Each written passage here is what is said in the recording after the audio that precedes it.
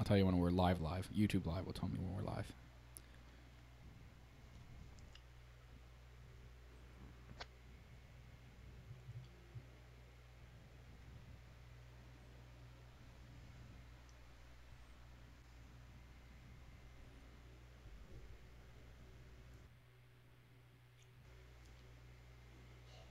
All right, we are back for part number 2 of the Lowdown in Brooklyn, our all-day podcast from 10 to 5 p.m., covering NXT Takeover and SummerSlam and Raw, Smackdown, and NXT from this past week. If you missed part 1, go check it out. We reviewed Raw, Smackdown, and NXT from this past week. We also did our predictions. We were early enough to do our predictions for SummerSlam and Takeover Brooklyn number 3, which we were going to do in this part of the podcast, but did it really too quickly, so that's all right.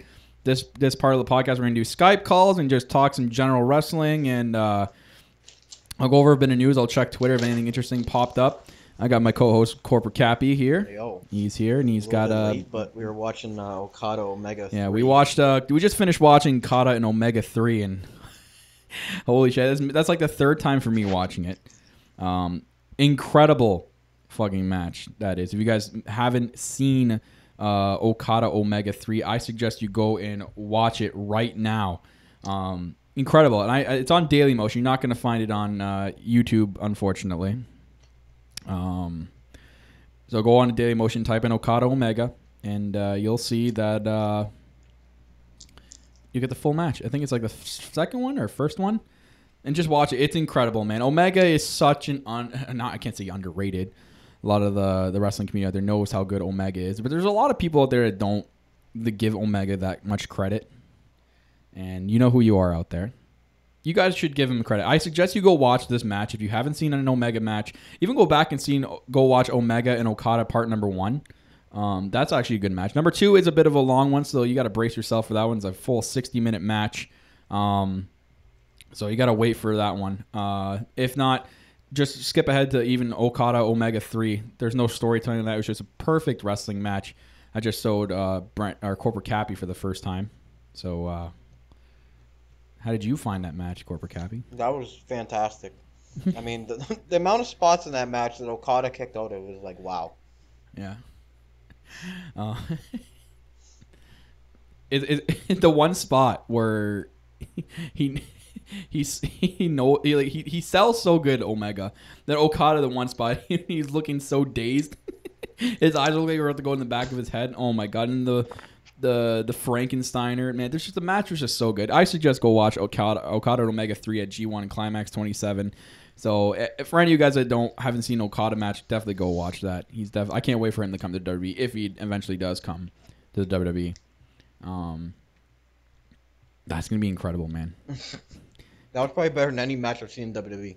Like you just sit here and you think about the matches that Okada can have with people in the WWE, and it's insane. Like it's just thinking about all the outcomes is insane. I could see an Okada and Seth Rollins feud being really good. That'd be pretty all right. Omega comes to WWE, he's not going to be NXT. Let's be real here. No, I doubt he'll start in NXT, even though Triple H would want him down in NXT.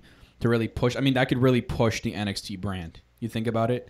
If Omega goes down there, definitely push it. But the guy is almost like, I can't say he's almost on. He's like the same level as Shinsuke Nakamura, but Nakamura had to do the whole NXT thing, right? Samoa Joe had to do the whole NXT thing. Finn Balor, AJ Styles is the only one that skipped NXT. So, but then here's a question for you: who do you think is better? Out of who?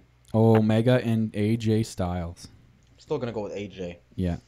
So because AJ is not allowed to do the stuff now that he did in, Japan. So I don't know. I'd say I'd love him to go to NXT. I'd say NXT would be a good place. That's just my opinion, though. Anyways. Yep. Second part of the podcast, guys, is going to be for the Skype calls. So if you're on Skype and you're on the contact list, go ahead and call in. I'll answer you right away. And if not, add us on Skype, No Holds Barred Wrestling Podcast. It's right there up on the screen for all of you. I'm pretty sure it is. Yep. No Holds Barred Wrestling Podcast. Add that and I'll add you to the Skype list, and then you can call in We can chat some wrestling, anything about this weekend or anything you want to talk about, just let us know. So if you're on Skype right now and you want to call in, just call in right now and I'll patch you through. I can't wait for that. But phenomenal KFC boneless box. It was okay. I haven't had KFC in a long time. That was like the first for first I think in a while. the last time I had KFC was the Lowdown in Orlando. That's actually the last time. Yeah. Yeah, Mike Kanellis should have went to NXT. For sure. Yeah, I think that's like a new thing now. Every time we do the all-day podcast, we get KFC for one. Is that going to be like a reoccurring, like, tradition, I guess I could say? Tradition for us? If this KFC is going to sponsor us, I don't know. Oh, man, if KFC sponsored us, I don't think I'd be able to get out of this chair. That'd be something else, man. Anyways, so guys, you're still listening and you're on Skype, call into the show right now and I'll patch you through. And we can get talking some weekend wrestling here. Lots of stuff going on this weekend. Yep. I want to know what you guys are more excited for. You can let me know in the chat as well, or in Corporate Cap will answer you for me. Maybe we should do a contest. Contest? All right. Let's do a contest. Before we get the call, so if you're trying to call in, just hold up a second. Let's do a contest prize. And we got I get my answer sheet. Where did I put the answer sheet? I brought it up here, I think. I think it's part of the package over here. Give me a sec. Oh, we got Michael Chow calling in. We'll answer his call. Then we'll do a trivia question. I hope it's connected. Michael Chow. Hello. How's it going? Can you hear? I can hear you. Can you guys hear me? Chow, hold on.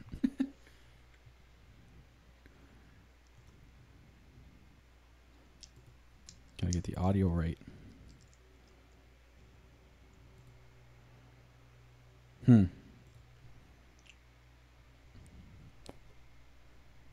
I wonder why. What happens on a live podcast, guys? Bear with us. Yep. I really want to know Michael Chow's thoughts, so give me a sec.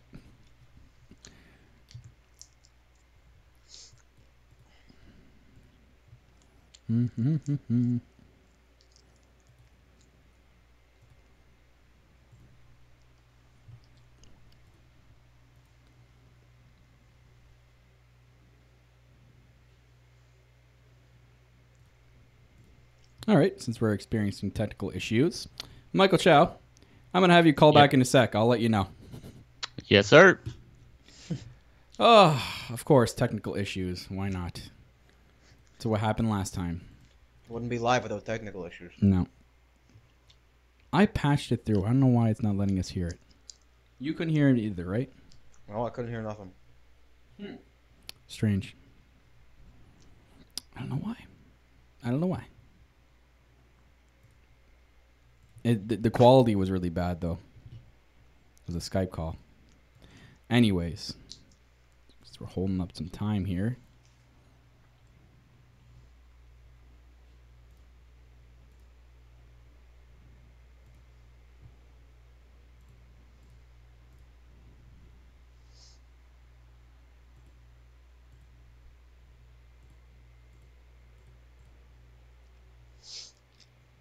Crickets right now, just like James Ellsworth's freaking entrance. I wonder if I did it this way. Give me a sec. I think I might have gotten it. I hope. I tried following a YouTube tutorial and I followed it right to a T, and apparently not. Apparently I was wrong. You guys in the chat, what are you doing for dinner tomorrow for SummerSlam? Ooh, do you have any special dinner plans for SummerSlam? What are you guys having? Special dinner SummerSlams? Having a party or something? Biggest party of the summer, right? Like they always shove down our throats every 2 seconds. All right, I hope I got this right. Michael Chow, I'm going to have you call back in right now. I'm going to type to him.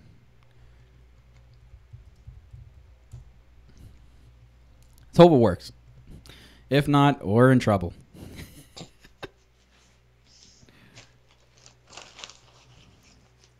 Could you hear him? I could not hear him, unfortunately. This is great. Probably going to lose subscribers for this. All right, we'll see if this works. I hear something. You hear something? Michael Chow, are you there? Hello, can you guys hear me now? Hey! You can hear him, but I can't. I can hear him. Well, that's great. Maybe you got to get Yeah, I your got little to piece. there. So hold him on the phone. Hold the phone, Michael Chow. We're getting there. Just hope they can hear it. It seems like everybody's getting pizza.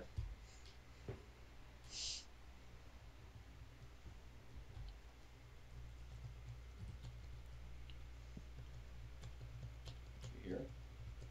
I think he's here. Let's try this. Michael Chow, are you there? I am It is, here. and I can hear him. There we go. Oh, what great technical issues, man. Well, that YouTube tutorial, I'm going to go give it a thumbs down, man. I followed it to a T and it didn't work. I'm sorry. That was ridiculous. I hope that if people to check, if you can hear Michael Chow, please let me know.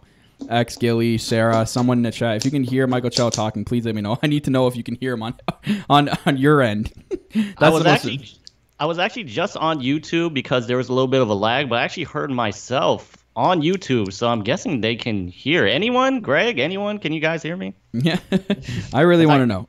I heard myself, but you guys can hear me? Yep. Perfectly. Okay. So while we wait for someone to answer in the chat, Michael Chow. Oh, Gilly says he can hear you. Good. All right, let's go on with the podcast. Screw this. I'll just edit this out for the offline for the edited version.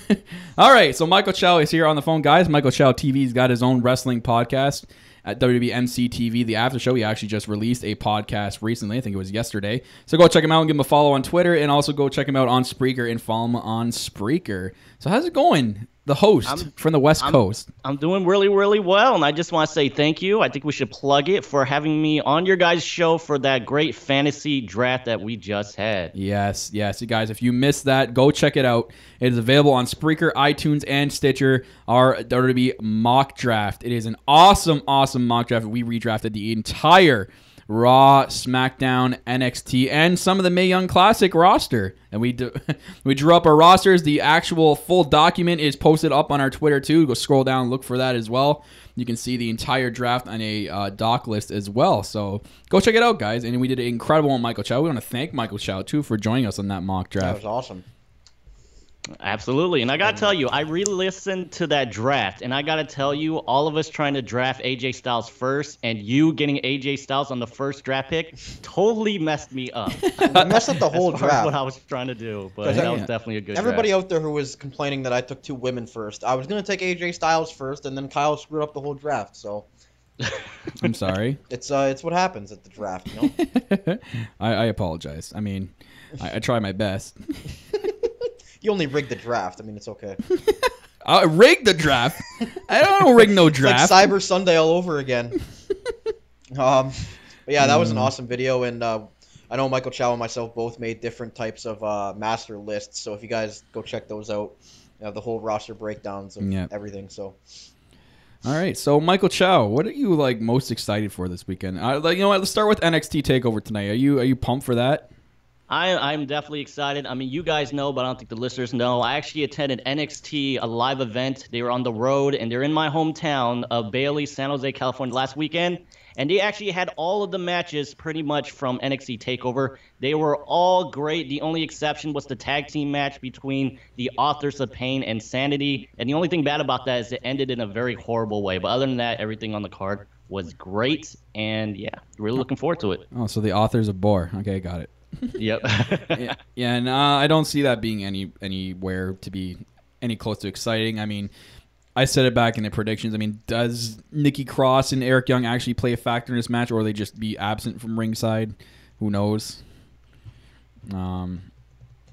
Again, I'd only see them dropping the titles if there was interference from Eric Young and Nikki Cross, which I don't think is going to happen. So this is probably one of the most obvious matches, like a bunch of matches on the SummerSlam card this year. Oh, definitely. I mean, I honestly, for me, it could go either way. I mean, there's rumors of the Superstar Shakeup coming up soon. I don't know whether they want to bring up Authors of Pain, the tag team division. And even though the Authors of Pain are incredibly, they are not good wrestlers and whatnot, but they have everything that Vince is looking for. They're big, they're Samoan, they look like two Samoa Joes, two Roman Reigns, and I'm pretty sure that they would love to call these guys up in their lackluster tag team division. Yeah, they look like Roman Reigns' cousins. Exactly. I'm most excited for is Asuka and Ember Moon, which I keep I don't know if I haven't read recently on Twitter, but this morning there's a lot of chatter saying that it could be the main event of Takeover tonight, which I don't think is going to happen. But could you imagine if that's a main event tonight? Oh, man, that'd be crazy. But here's the thing. If that is truly the main event, and I'm getting definitely worried because I'm thinking the only reason why that would be the main event is if Asuka loses. Because when you really think about it, they've already had this match once. And why would you have that as the main event if Asuka beats Ember Moon? Again, there's really no big reason to have this as the main event unless something big is about to happen.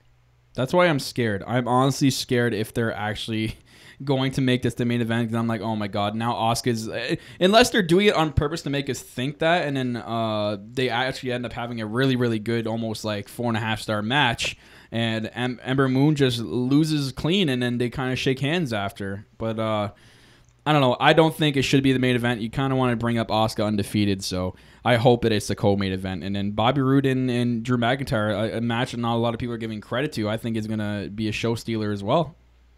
Yeah, definitely. I mean, Drew McIntyre has definitely improved since he was last here. I mean, this is a guy who was in 3MB, and I know we joke about it all the time. I mean, I'm not taking it serious, but if Drew McIntyre pulls this off, then Heath Slater, baby, he's going to be the one to beat Lesnar. He's got kids. 3MB. Lesnar hosts an open challenge after retaining, and Heath Slater comes out and beats him for it on Raw. I'd lose all faith in WWE booking for good. I think if that happened, watching WWE at that point. Oh man, SummerSlam though.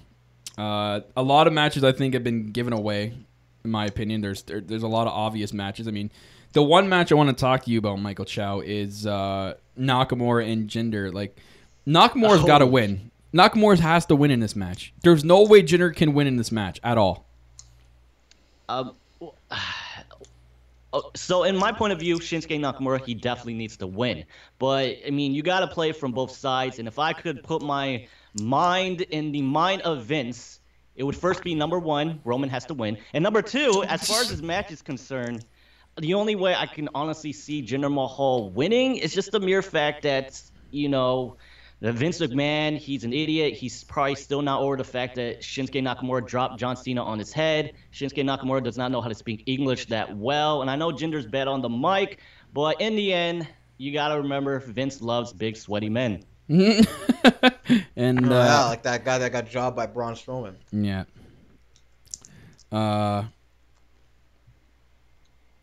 Oh, is that okay? That's an old message. I was just reading the chat, and you're saying something about a button, Michael Chow. My bad. I thought that was a recent chat. I'm like, oh, I'm keeping up with the chat. Don't worry. Yeah, okay, good.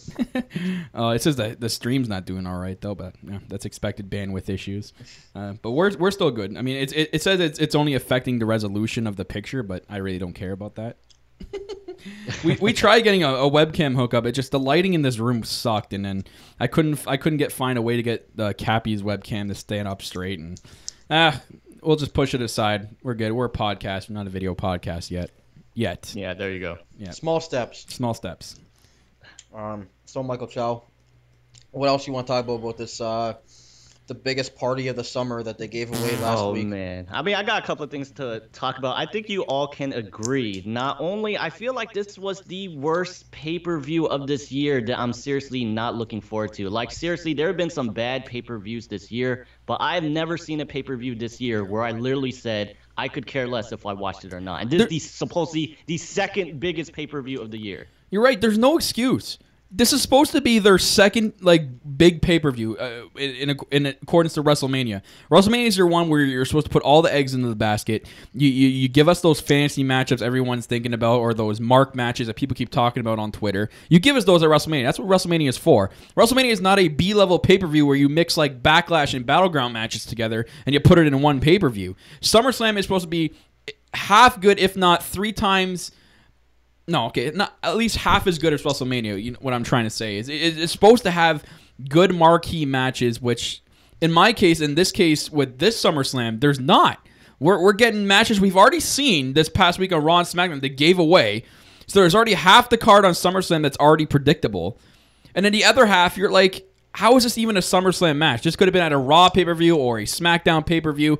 The only good matches I think that deserve to be on a SummerSlam card this year are the Fatal 4-Way main event, Sasha and Alexa Bliss, and the Tag Team Championships between Seth Rollins, Ambrose, and Cesaro and Sheamus, which got more heat over in a 2K18 live press conference. So out of the entire SummerSlam card, the 13 matches, including the pre-show, 3 deserve to be on SummerSlam's card. Yeah, definitely. I mean, we say this all the time, but the superstar shakeup totally destroyed the WWE. Because when you really think about it, look at this year's SummerSlam. And then look at last year's SummerSlam. Okay, it was actually a pretty good card. The draft had already happened here, and it was pretty good. I mean, my favorite match was Cena versus AJ Styles. But this year, holy shit, the superstar shakeup is totally off. It's destroyed the WWE. Mm-hmm. I mean, last year's was good except for the ending where Orton ended in a bloodbath by Lesnar. But other than that, it was all right. Yeah. Michael Shaw, you pointed out in the chat earlier today about Lesnar main eventing, the last 5 SummerSlams? Oh, man. Yep. What the fuck, man? Why does he need to be in the main event? $11 million, man, and they're losing their money. They got to make sure they milk this guy, especially if he says he's leaving for UFC. I still want to see if that's even... I mean, if it's true, like I said earlier in the podcast, he's not cleared to... he's not cleared for anything past the end of 2017. He is still suspended by the USDA or whatever the doping agency, and he can't enter back in until 2018. Mm-hmm. So that's why I'm saying there's still a gap left out right now for him to retain the title. I don't think he's necessarily going to leave right away. I don't think he needs to... I mean, he could drop it right now and say, okay, I'm going to go start training for the UFC, but I don't know. To me, it's a really tough match to predict. And one thing I want to point out, and it's a little off topic here, but Mocha Mania 221 in the chat. That's our co-host of That Ass Podcast. What is going on, Mocha Mania? The best name of a podcast I've ever heard in my life. Yeah. That Ass Podcast. Love it. Follow him. Anyway, yeah, we're giving it a shout. Go follow him, guys. He's a really good podcast about relationships and such. It's not wrestling related, but go give him a follow anyways, and follow him on Twitter as well. I'm pretty sure I saw a video of one of them wearing Sasha Banks glasses one time, though, so I love that. But yeah, Michael Chow, who do you got in that match? I'm gonna watch your predictions, and I'm just tell me and give me like a little preview of who you picked in that match. Okay, so I actually have an explanation on why I think it's actually narrowed down to 2 people, but once I explain, I think this will make a lot of sense to you guys. So you got to keep an open mind here. But if you remember, because you guys reported this on your guys' show, they are keeping the ending to SummerSlam an absolute secret. The only guys who know is Vince and Brock Lesnar. And I think there is actually a reason for that. Because and Kevin Dunn, as far as he knows. But they want to keep it a secret because they don't want it leaking out to the crowd. You know, they've had to change several storylines where the fans found out, and the WWE had to change it. I mean, way back in the day, for example, it was supposed to be Chris Jericho to win the Royal Rumble. It got out, so they had to change it to Sheamus. So the reasons why they do not want the fans to know is because if it is going to be who I think it's going to be, Brock Lesnar or Roman Reigns. If the fans find out, though, here's the thing. So the explanation is, if the fans find out, and your reaction is a perfect example, fans are not going to tune in. Fans are going to be like, fuck this. I'm sorry for cursing on your show. I'm either not going to tune in to the end of SummerSlam, or I'm not going to tune in at all if I know Roman Reigns and Brock Lesnar is winning. But here's the thing, though.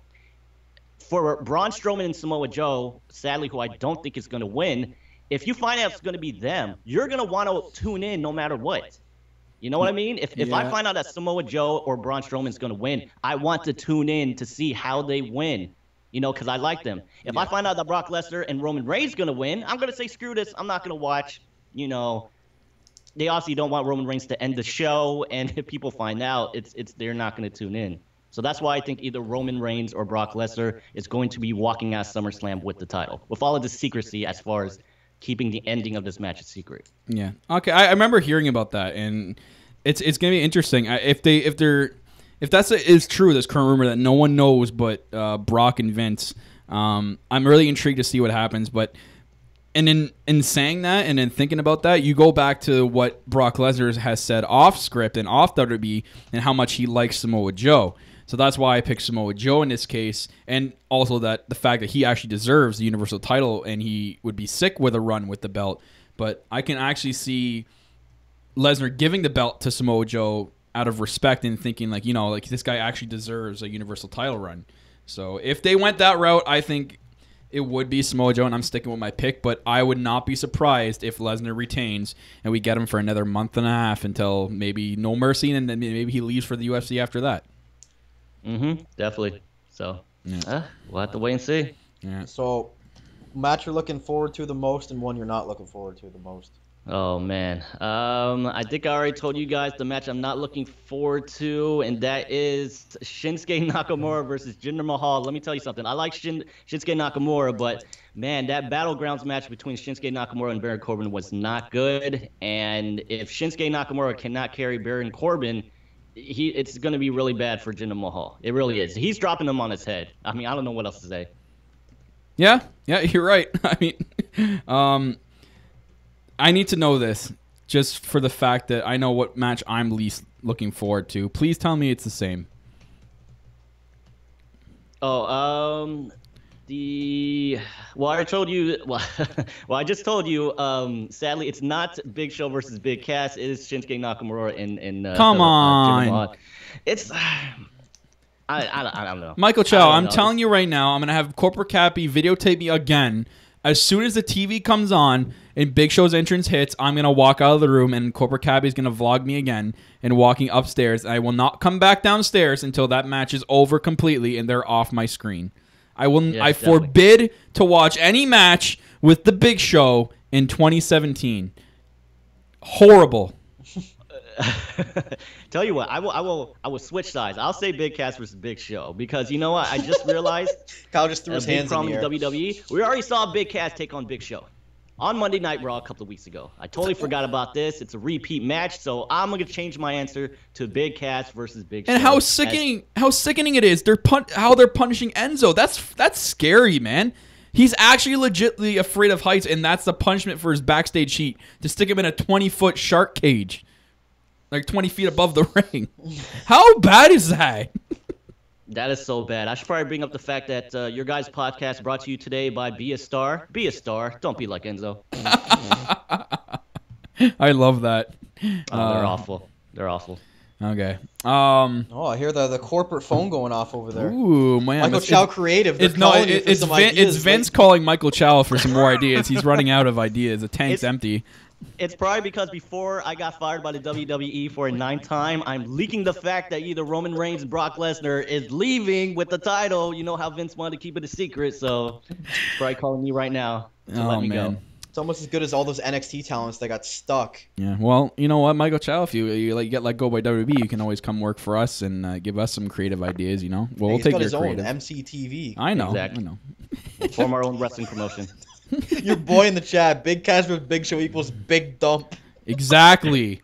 See, Mocha Mania knows what he's talking about, man. He's on with me. This match is like the worst match ever.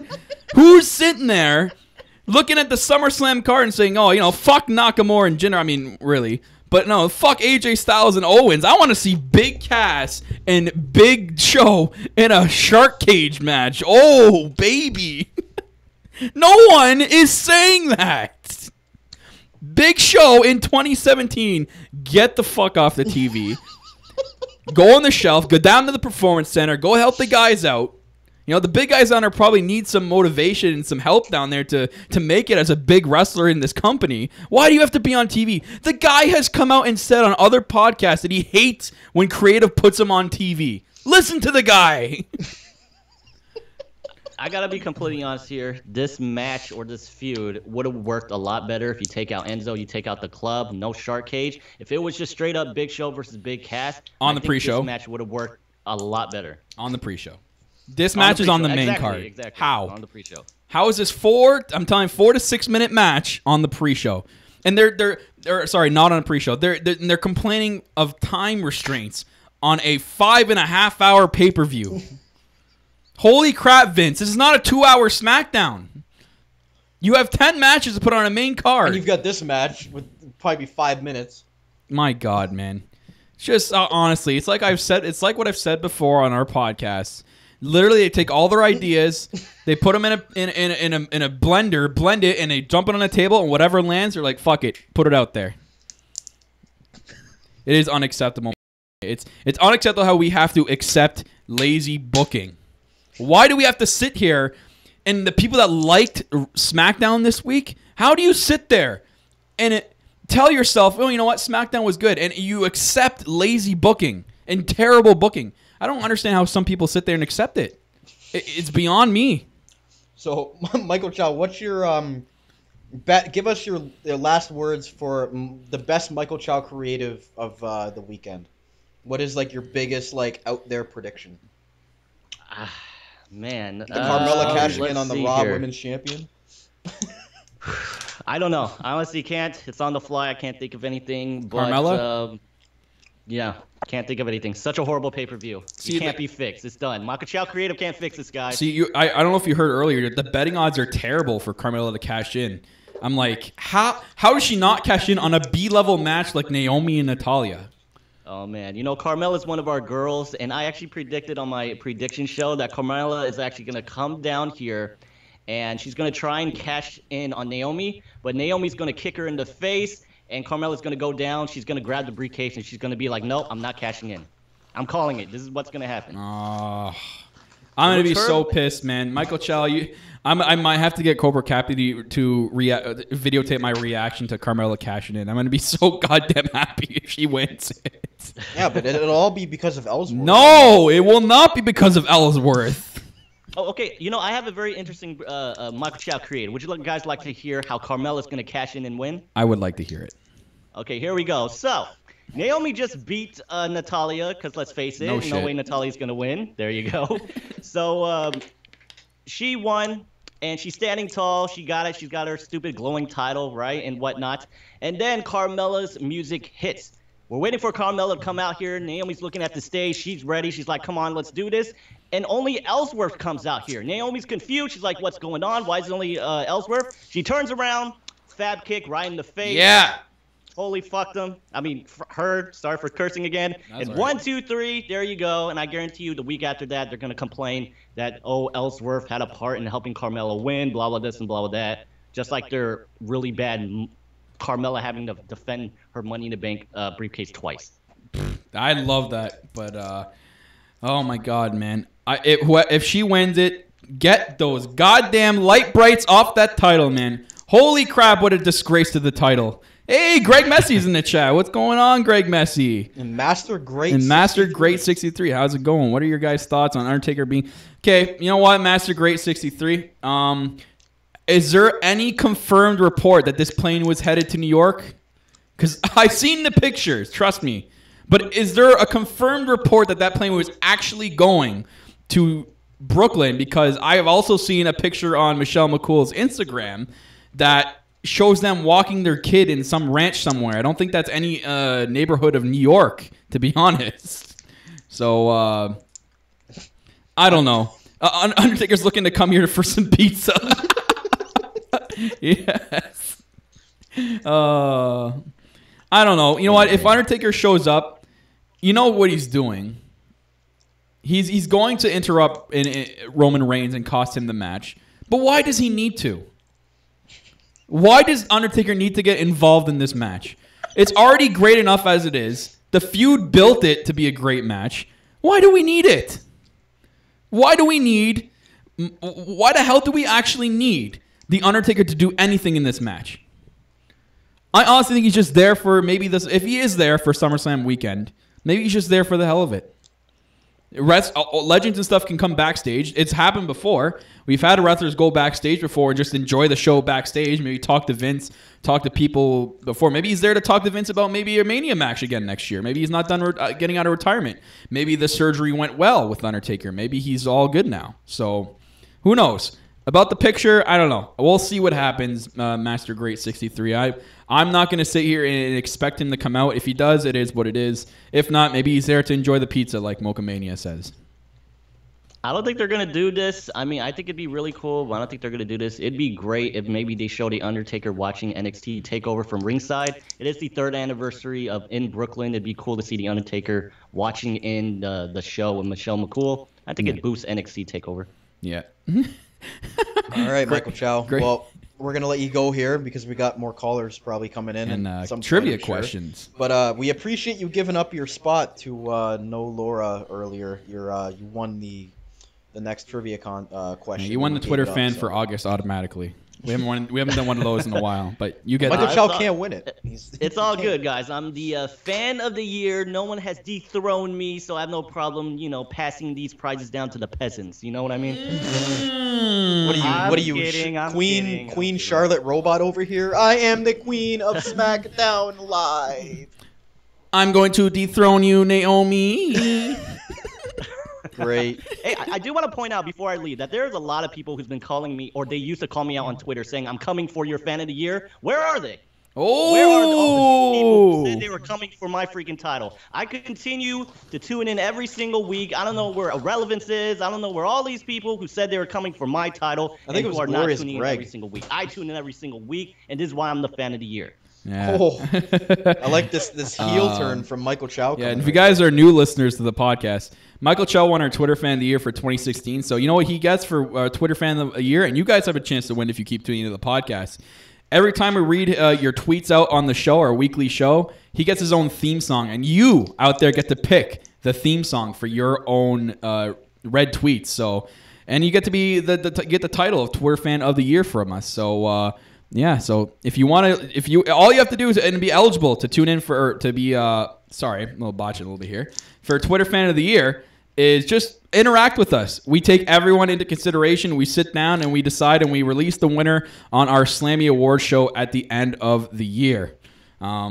Gilly answered you in the chat there, Michael Chow. Chow, your days as champ are numbered. Ooh. Well, I got to tell you, your chances of winning as much chance of Bobby Roode retaining this today on Saturday. So your father loses today, and that's pretty much it. You can end off on that, Michael Chow. That's a good that will go ahead and do it for me, guys. Thank you for having me on the show, and I'll be praying for SummerSlam. Yep. Yep. All right, Michael Chow, take it Talk easy. to you soon, man. All right, later, guys. Yep. That was the Michael Chow, the glorious. Host from the West Coast. The host from the West Coast. And for you guys listening in the chat right now, we're about to do another SummerSlam trivia contest. Basically what it is you win extra draws into our SummerSlam Pick'em contest, which is in the description down below. You have the link there. It's free to enter, 1 entry per person. You enter it in. It's basically like Wrestle Rumbles, and it's free to enter. And the winner will receive their very own Wrestle Crate done by us. We had our winner for WrestleMania, and he loved the crate. He put an unboxing video on YouTube. And if you want it, I'll send you a link, and you can see what we put in it. This one's going to be a little bit different, though. And some great prizes into it. So we're going to do the SummerSlam trivia question right now. Let me see if I can pull it up. Make sure I don't do the same one. There we go. All right. And once it transitions in, I'll read it out to you guys. I'll have Corporate Cappy actually let me know when it's finally transitioned.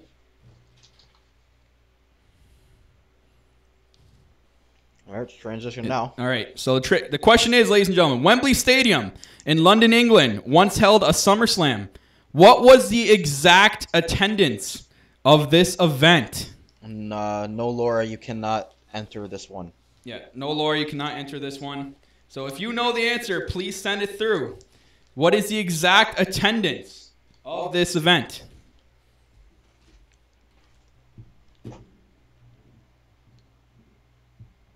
Craig Messy, my hometown, London. So while we wait for the answer... Oh my God. I'm going to have to get the answer sheet. I actually I know what the attendance is, but I have to go get it after this one. Well, Greg just answered it already. Really? No way. Okay, Greg, I think we're going to need to cap your answers. You're too good, Greg. Yeah. All right. So Greg answered it, unfortunately, ladies and gentlemen. But Greg, you're capped for the rest of the trivia. You got 3. Yeah. That's it. You're done. Craig Messi, 2 people. I think we should give it to Greg for that awesome answer. Master Great was close, though. He was close. 80,000. All right. So, end that off. Let's transition back to the regular screen. So, Greg, you have 3 entries for the... Yeah, you better not lose now, man. Yeah, Greg, you have the best chance out of anybody to win the crate now. But... Yeah. Mocha Mania says you lived there for a while. Interesting. You lived in London, England. Nice. Greg Messi is from there. He's one of our UK listeners. No Laura's back. What up? What's going on? Master Great still here. Master Great 63. Don't worry, you have more chances to win. I got more questions on the way, so keep listening. And if you don't know what it is that you're winning.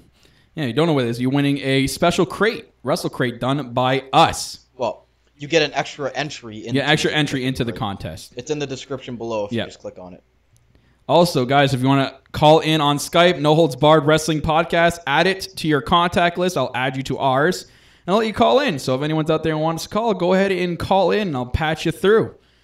So while we wait for that, I want to talk about something. 68,000. You know they inflate those numbers. Who said that? Your boy Mocha Mania. Yeah, well, it's true. I mean, what was it? What WrestleMania was it? 2 years ago? 32?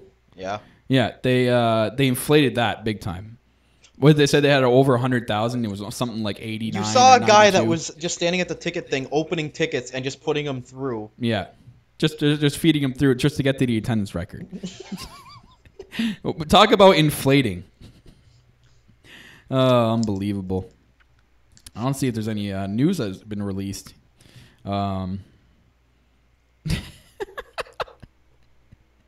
Could you imagine you walking around and you seeing that at WrestleMania? Like, what's your initial reaction? Like, give me one of those tickets. Give me one. Let me go sell it really quick, and you can put it through. Where are those? Are they better than my seats? Give me it. Oh my God. I'm just drinking it in, man. Yeah, with my your cup. Drink it in, man. Cup. All right. You know what? Since I can't find any news, we're gonna do another trivia question. Get ready, guys. Doing another trivia question. Okay, Greg, you're officially cut. From all of it. This one, I think a lot of people might get right off the bat. So all you out there, Greg Messi, 130, 80,355, 100% got to be. I don't know. I mean, we'll never know because it was so long ago, right? So who knows if they were official with that or not. All right, guys, listen up. Here comes the next trivia question. It'll transition onto the screen soon, and you'll be able to win an extra entry into the contest once it comes up. You let me know, Cobra Cappy, once you see it. It's up. It's up? Okay. So, at SummerSlam 2010, John Cena assembled a team of superstars to take on the Nexus. At the time, who was the WWE legend to join John Cena's team? Team also included Daniel Bryan, who switched sides. And at the time, so a legend at the time, not currently, a legend at the time. Who was the WWE legend to join John Cena's team to face the Nexus at SummerSlam 2010? First person to answer in the chat right now will win an extra entry. And Glorious Greg, you are forbidden for putting anything, so don't you dare put anything. I'll ban you from this chat. Hornswoggle. Good guess, man. He's a good WWE legend. I mean, the rest of the team was Edge, Daniel Bryan, Kofi Kingston, I think, Chris Jericho. Yeah, John Cena and the WWE legend. Oh, there we go. Mate Sos. Mate Sos. Mate Sos wins. I don't know how to say that. I don't know how to say your name, Mate Sos. That's the first thing he said in the chat. Yeah. Well, welcome and congrats. You can enter another a second entry. Yeah. So basically what you won, Mate Sos, is you see in the description is a link to our SummerSlam Pick'em contest. You get to enter it twice. And the winner receives a very own special Wrestle Crate done by us for free. It's free to enter, and you get 2 entries into it. So go ahead and click the link and enter in twice for me. Put your name twice, maybe put number 2 beside the second one so I know it's yours. But I'll organize it all if not. But you're eligible for 2 times in this contest. So R-Truth. Legend.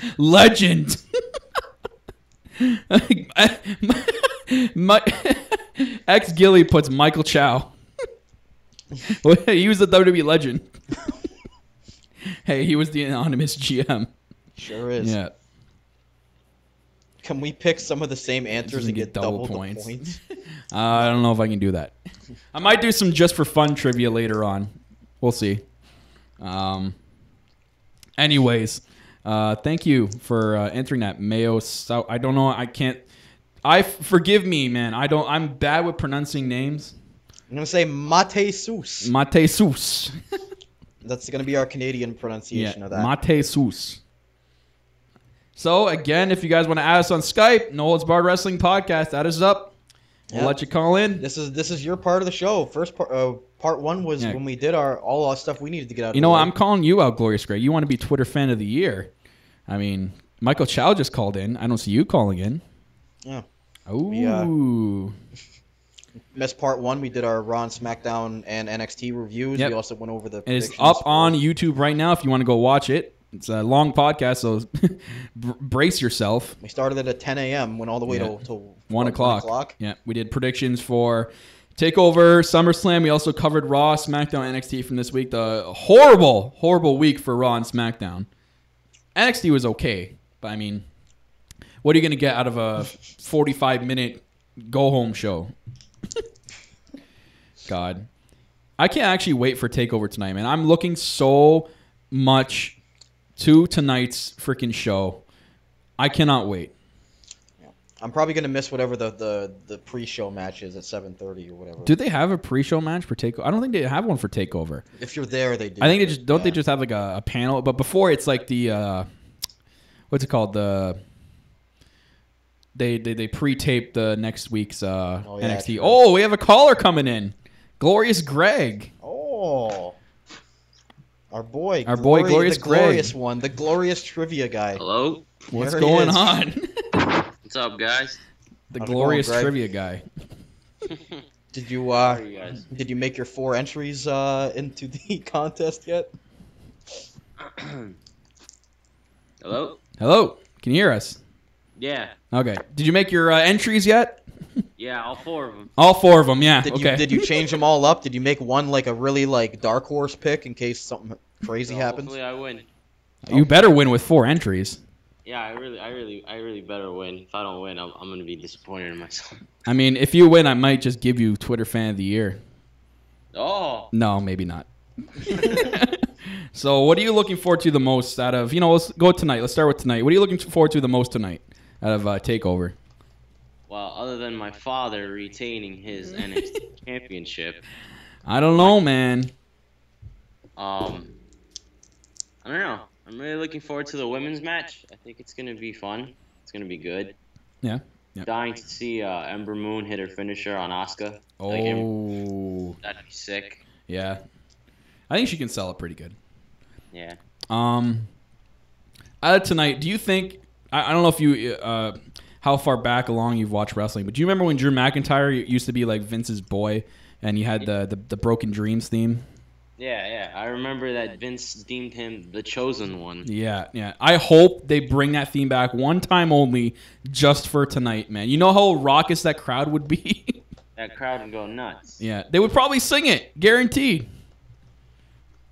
Yeah, definitely. Yeah.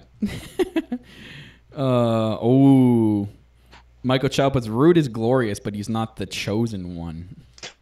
That's true. Your boy Mocha Mania he doesn't need to be the chosen one because he's too glorious for that moniker. Oh. Okay, Mocha Mania in the chat says, is there a possibility that Percy Watson gets kidnapped and doesn't show up for Takeover? He's as useless as a dude in a lesbian bar. That's the greatest thing I've ever heard all day. I think actually all year. That's the best thing I've ever seen.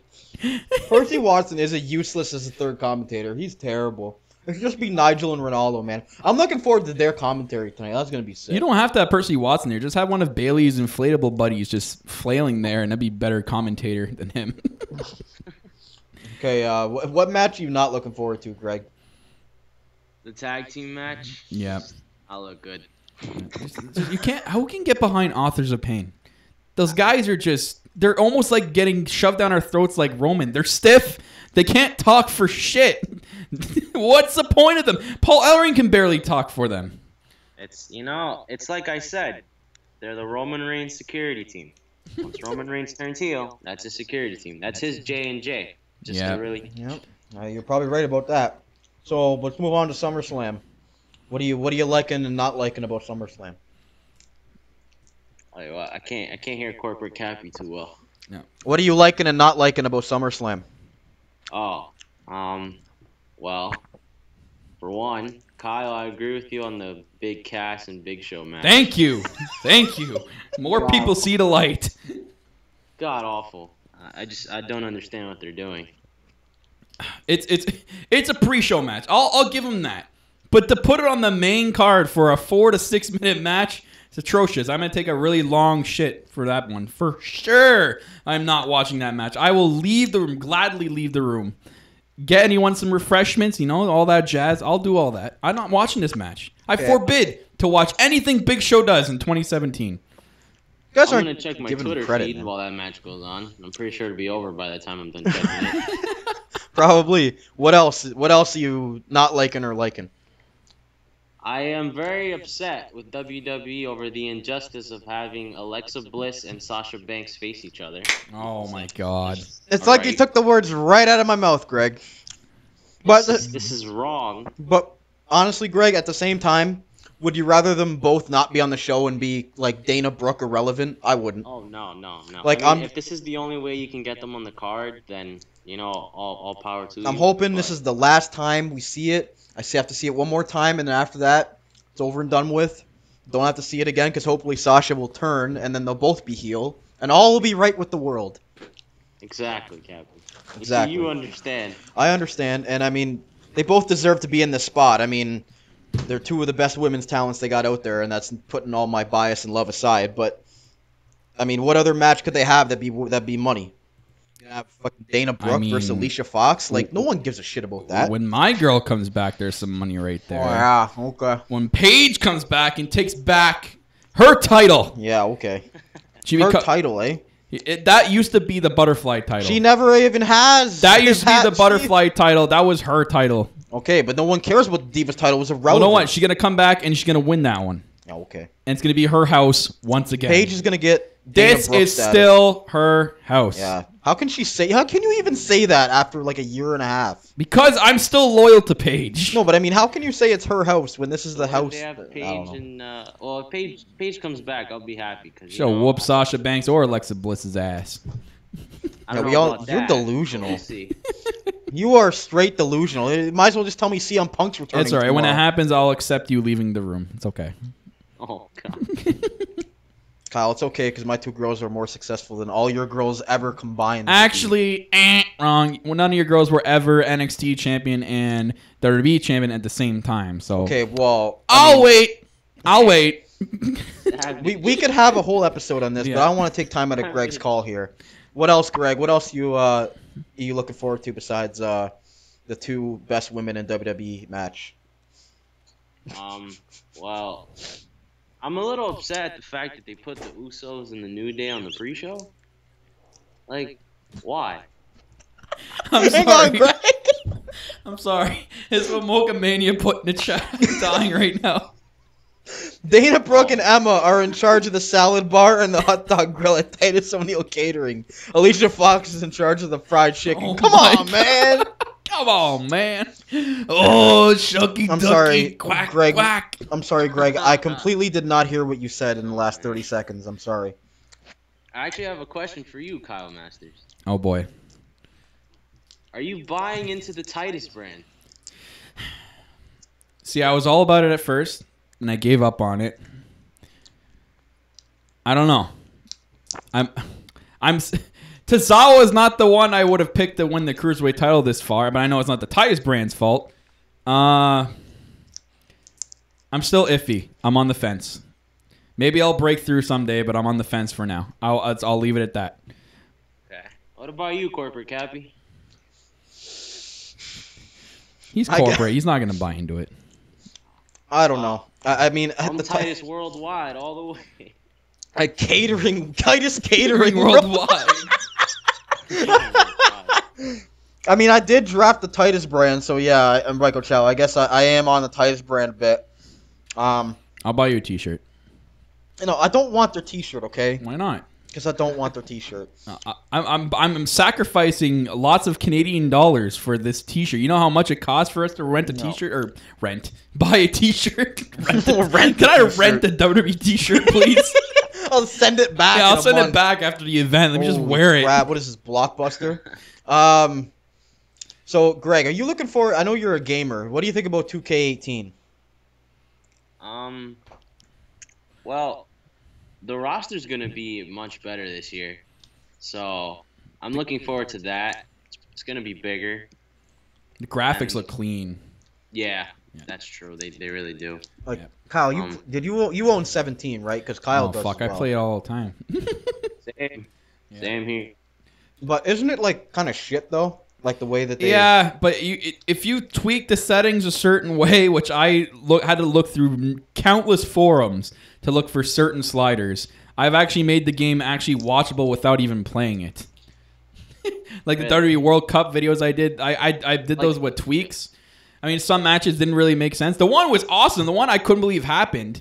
It was a Daniel Bryan and Edge match, and Edge being the ultimate opportunist as it is. He incapacitated Daniel Bryan enough on the outside and won by countout. He waited till the count of 9 to get back in the ring, and then it went 10.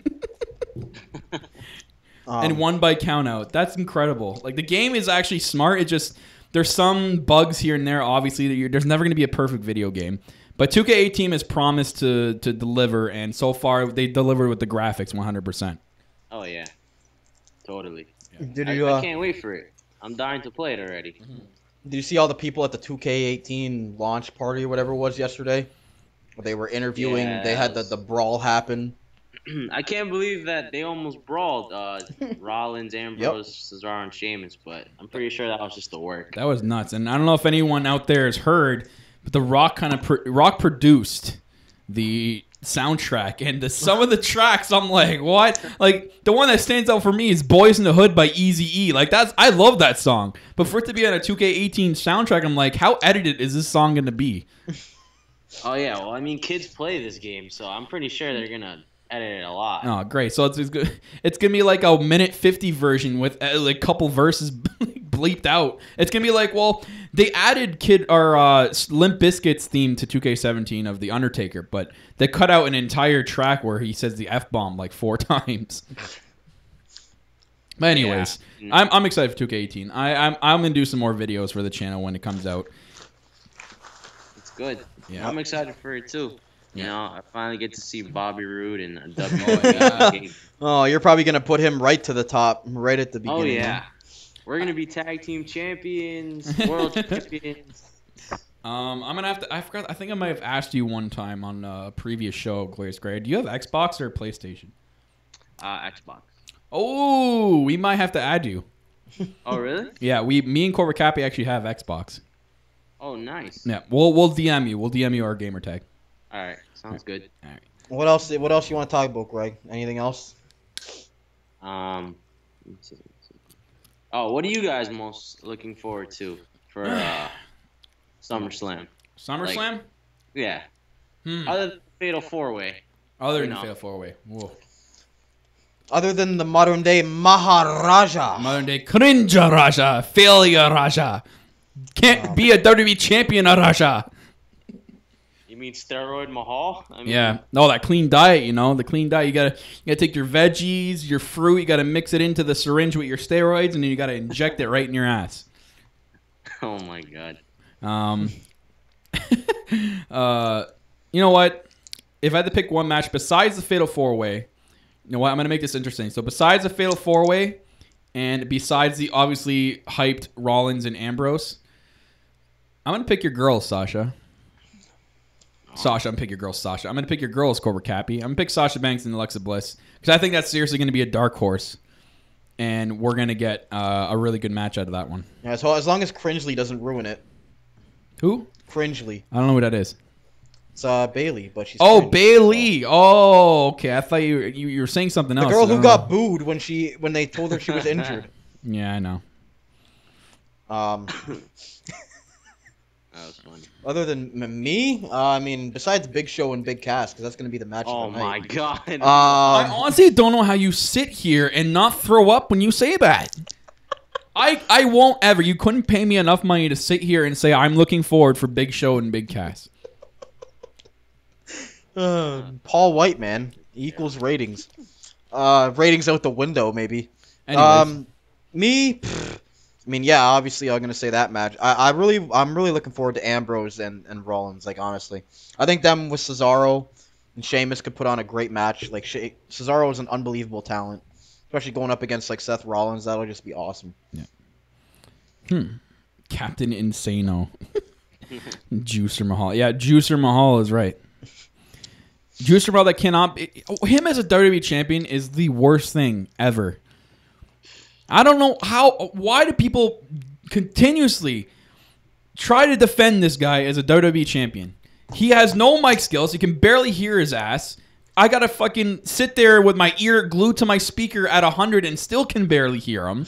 Exactly. He can't talk.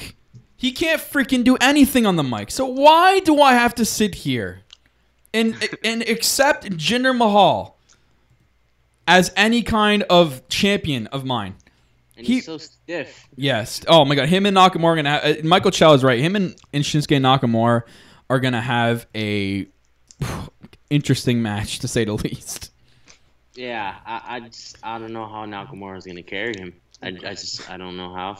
Greg, do you think Carmella and Ellsworth are cashing in tonight or tomorrow? I think so. I mean, Vince McMahon's probably looking at it like this: we have to get Ellsworth on TV. Ellsworth equals ratings. Surprisingly, because he doesn't have the big sweaty men physique as Vince McMahon loves. Oh well, you know, any man with two hands has a fighting chance. Yes, agree. You finally saw what I saw, didn't you? Yeah, in the chat.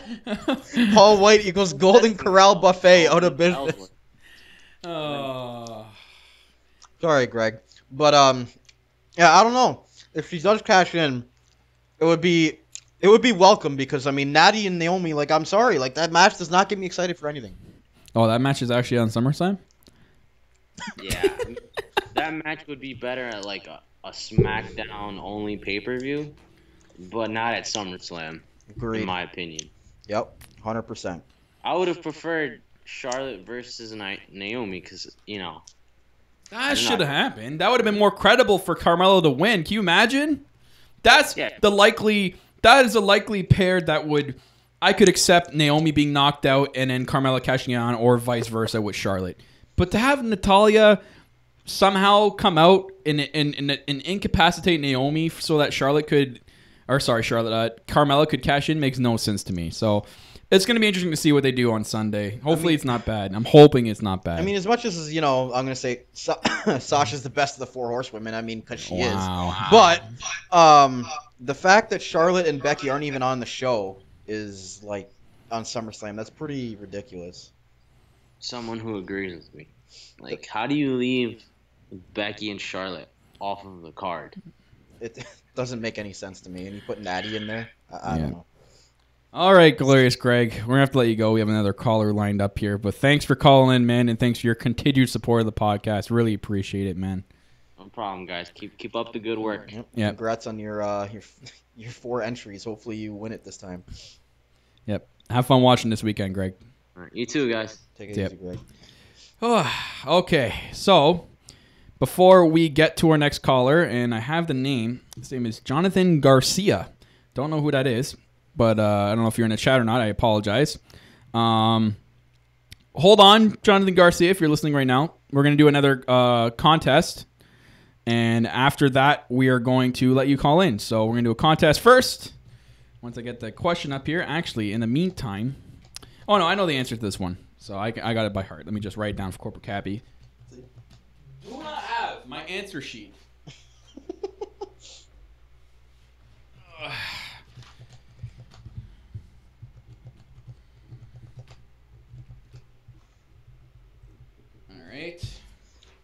That is the answer for the next question.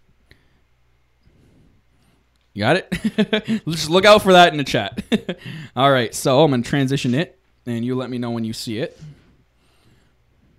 Guys, this next question, if you are new listening, answer the question right, you get an extra entry into our SummerSlam Pick'em contest. And it is up. What is the theme song and artist for this 2005 SummerSlam? Name me the theme song and the artist for 2005 SummerSlam. Michael Chow and Glorious Greg, you are forbidden for answering. Please wait and let everyone else answer. So, what is the theme song and the name of the artist for the SummerSlam 2005? Interesting. First one to answer gets an extra entry into the Pick'em contest. It's a hard one, guys. It's a hard one, I know. I wonder if Prince Jones saw the return of the Great Khali about all that. He kind of did foreshadow Great Khali at some point. He did. Oh my God. I hope he did. I'd love to hear his reaction. That guy fell out the face of the planet after that call. Like we never heard from him again. Oh my God, Michael Chow. Good guess. Sam Sum. Jillian Hall. Sam Sun. El Vagabundo. El Vagabundo. So, guys, again, question. What is the theme song and artist for the SummerSlam 2005? First one to answer in the YouTube chat or tweet us at NoHoldsBarredWP will win a extra entry into the contest. I think everybody's looking it up right now. Yeah, probably. It's tough, man. I tried to pick some really hard questions, man. I had to go through some other people's questionnaires and pick out some and kind of revamp some of mine, so... First one to tweet us or say it in the chat wins. What is the theme song or artist? Or not or, it's and artist for the 2005 SummerSlam. Where was that held? Whoever can Google the fastest, go ahead. And copy and paste. It's not that long of a song title or band name, so it's you can type it in pretty quick. So Greg's won 3 times. Michael Chow's won Twice, I think. Or he gave one away to... yeah, I did. God, I can't remember the name. No Lara, whatever. Sorry, what your name is. And then who else won the other one? No, that's it. Glorious Greg won 4. No, and Chow. Mate Sus. Oh yeah, Mate Sus. There we go. Master Grace 63 wins. Remedy by Seether. You're right. That's actually not a bad song. I remember it was big for that time. But Master Grace 63, you get an extra entry if you haven't already entered already. You get 2 entries into the SummerSlam Pick'em contest. The link is in the description right there.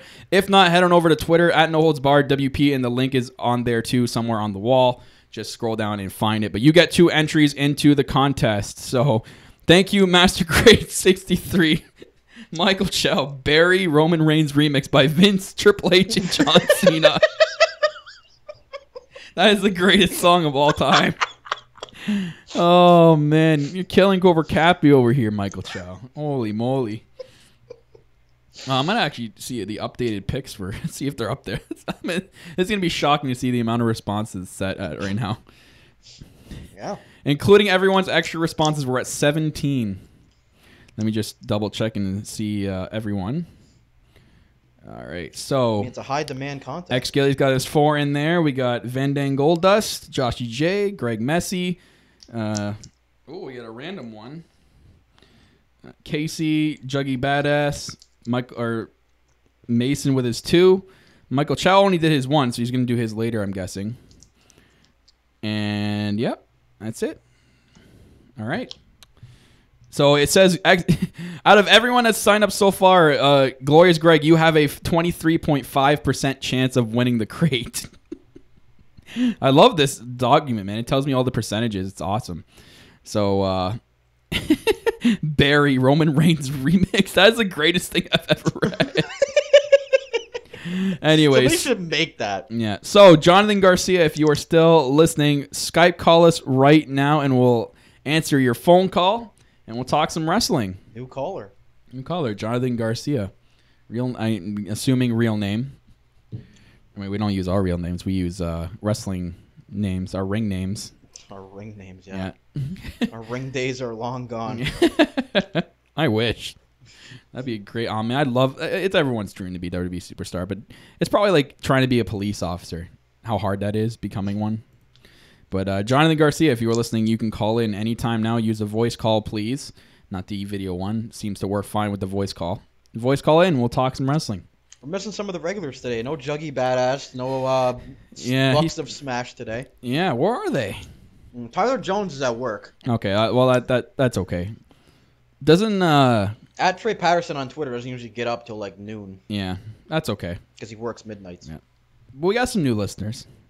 Yeah, loving all the new listeners. Love tonight. the chat right now, man. Oh my god. So for you guys that are new there and you didn't hear us earlier, if you didn't know, they're planning a musical entrance tonight, and it's for Aleister Black. Apparently, they got the band that actually sang the theme song. Yeah, the one that sang the theme song with I guess there's a different Oprah band or Oprah singer band with them. So his theme is going to be live done tonight, Aleister Black. It just shows you how much faith they have in this guy to give him an entrance like that. That's crazy. I can't. This is how bad SummerSlam is. Fans ain't calling it. I can't stop laughing at Barry Roman Reigns remix. That's great. That actually should be a song. I'm gonna type to this guy. Yeah, Aleister Black's theme played live is gonna be awesome if that is true. Yeah, I doubt it's for anyone else unless it was someone mistaken it. But apparently the actual band, like the actual band, is there. So I think it would all but prove that it is for Aleister Black. So, Oh my god, Juggy's picture in Skype is freaking Roman Reigns doing the freaking his fist pump thing. I think he did that on purpose. Where's Aleister Black's theme? I'm trying to find the artist. Root of All Evil by who's that? I don't know if you can send. I'll try to read it. Incendiary. Yeah, they're there tonight, whoever they are. Incendiary? Yeah, Incendiary? Diary? Insane Diary? Instant Diary? I don't know if anyone can say... I don't know if we're saying this right. Anyways, those people are going to be there tonight. And they're going to perform his theme live, so I can't wait for that. Let's see if we got any wrestling news. Ooh. Oh yeah, can we talk about how the poor NXT people got stuck in Orlando for my god, so last night before I went to bed, I was looking at Twitter and Roderick Strong was tweeting out, Ember Moon was tweeting out. Apparently they got stuck in wherever they were coming from in a 19-hour plane delay.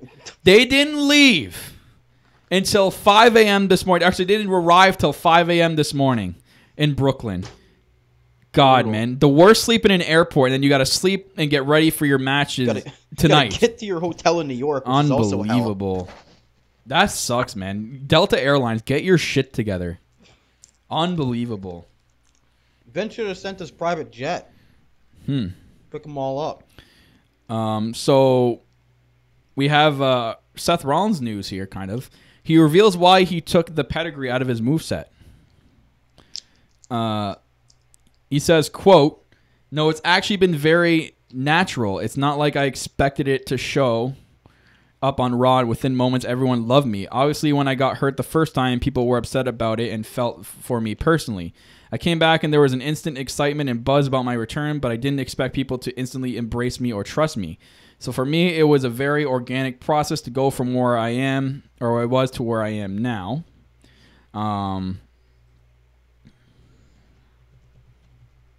Whoops, I was reading something else. This is about his injury. But I guess, yeah, it plays, again, I'm just going to summarize this article. It's because of his knee injury. So it's what you think it is. That's why he doesn't use the pedigree anymore, which is all right. Apparently, Becky Lynch called out Cyborg for her SummerSlam confrontation again. Apparently, he was at a SummerSlam press conference. When the interview asked her about possibilities of a match between her and Cyborg at SummerSlam, Lynch responded, "Have a match at SummerSlam? I believe I'm here at SummerSlam. I don't see Cyborg anywhere. Do you?" Oh, Becky then continued saying, "Where is she? Come at me, bro. I'm ready. I've been ready. We fight 300 days a year, not just twice a year." 300 days a year. Come at me. I stay ready. Woohoo! That's straight fire. That's straight fire. Wow. Send Shane's helicopter to pick up the NXT people. Michael Chow, you savage. I think that's too soon. Oh my god. Unbelievable. I think my favorite part of the whole thing was the memes that people were making of Shane like elbow dropping out of a fucking helicopter. Shane would still elbow drop out of the helicopter. Oh, here's an interesting article. Daniel Bryan reveals interesting details about his medical testing. Ooh. Bryan revealed that he was originally cleared by his own doctor, but WWE made a decision to send him to 2 more doctors who were of their choosing. However, Bryan was cleared by these 2 doctors as well. Afterwards, WWE sent him to Los Angeles for some experimental testing, quote unquote, which apparently showed that Bryan had a lesion in his brain. Following this, Vince McMahon forced Bryan to write up a retirement speech, which he did after being convinced by WWE that it was indeed for the best. Post-retirement, Bryan was asked by one of the doctors who cleared him about the reasons behind his retirement. Hence, Bryan let him know that it was because of the lesion that they found in his brain. The doctor, however, told him that the term lesion is a very vague and it does not, and that it only meant that something may be there, not for sure.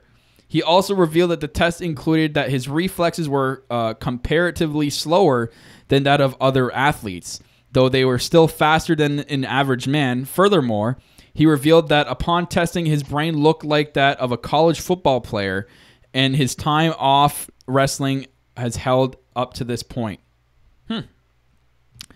Interesting. Oh, we got a caller coming in, and that is Jonathan Garcia. Let's patch him through.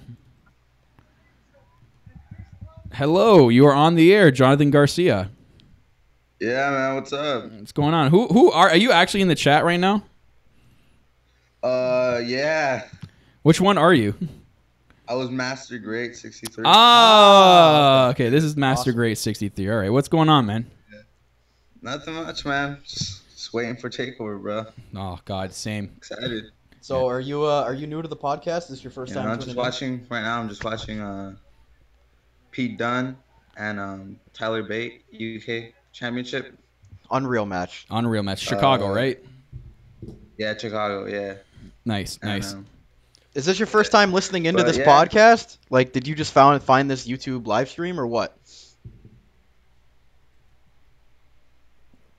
So, I guess you can't hear me. Hello. Can you hear Corporate Cappy? I can only hear you talking. Really? Something's going on Hmm. here. Give me a sec here. Let me see if I can fix this. Yeah, man, no problem. Yeah, because I can only hear you, and not the other guys. Yeah. Corporate Cappy, say something. Hello. Say something again. Hello. Okay, it's showing up on here. I don't know why it's not coming up. Interesting. Well, looks like you'll just have to talk to him. Well, it looks like I'm just gonna have to talk to you. I'm gonna go grab a drink while you do that. That's fine. Anyways, how'd you find this? Did you just scroll along on YouTube and find it, or is this your first time listening? Yeah, I was my first time listening. Yeah, I was just going down YouTube, and then I saw you guys doing not predictions.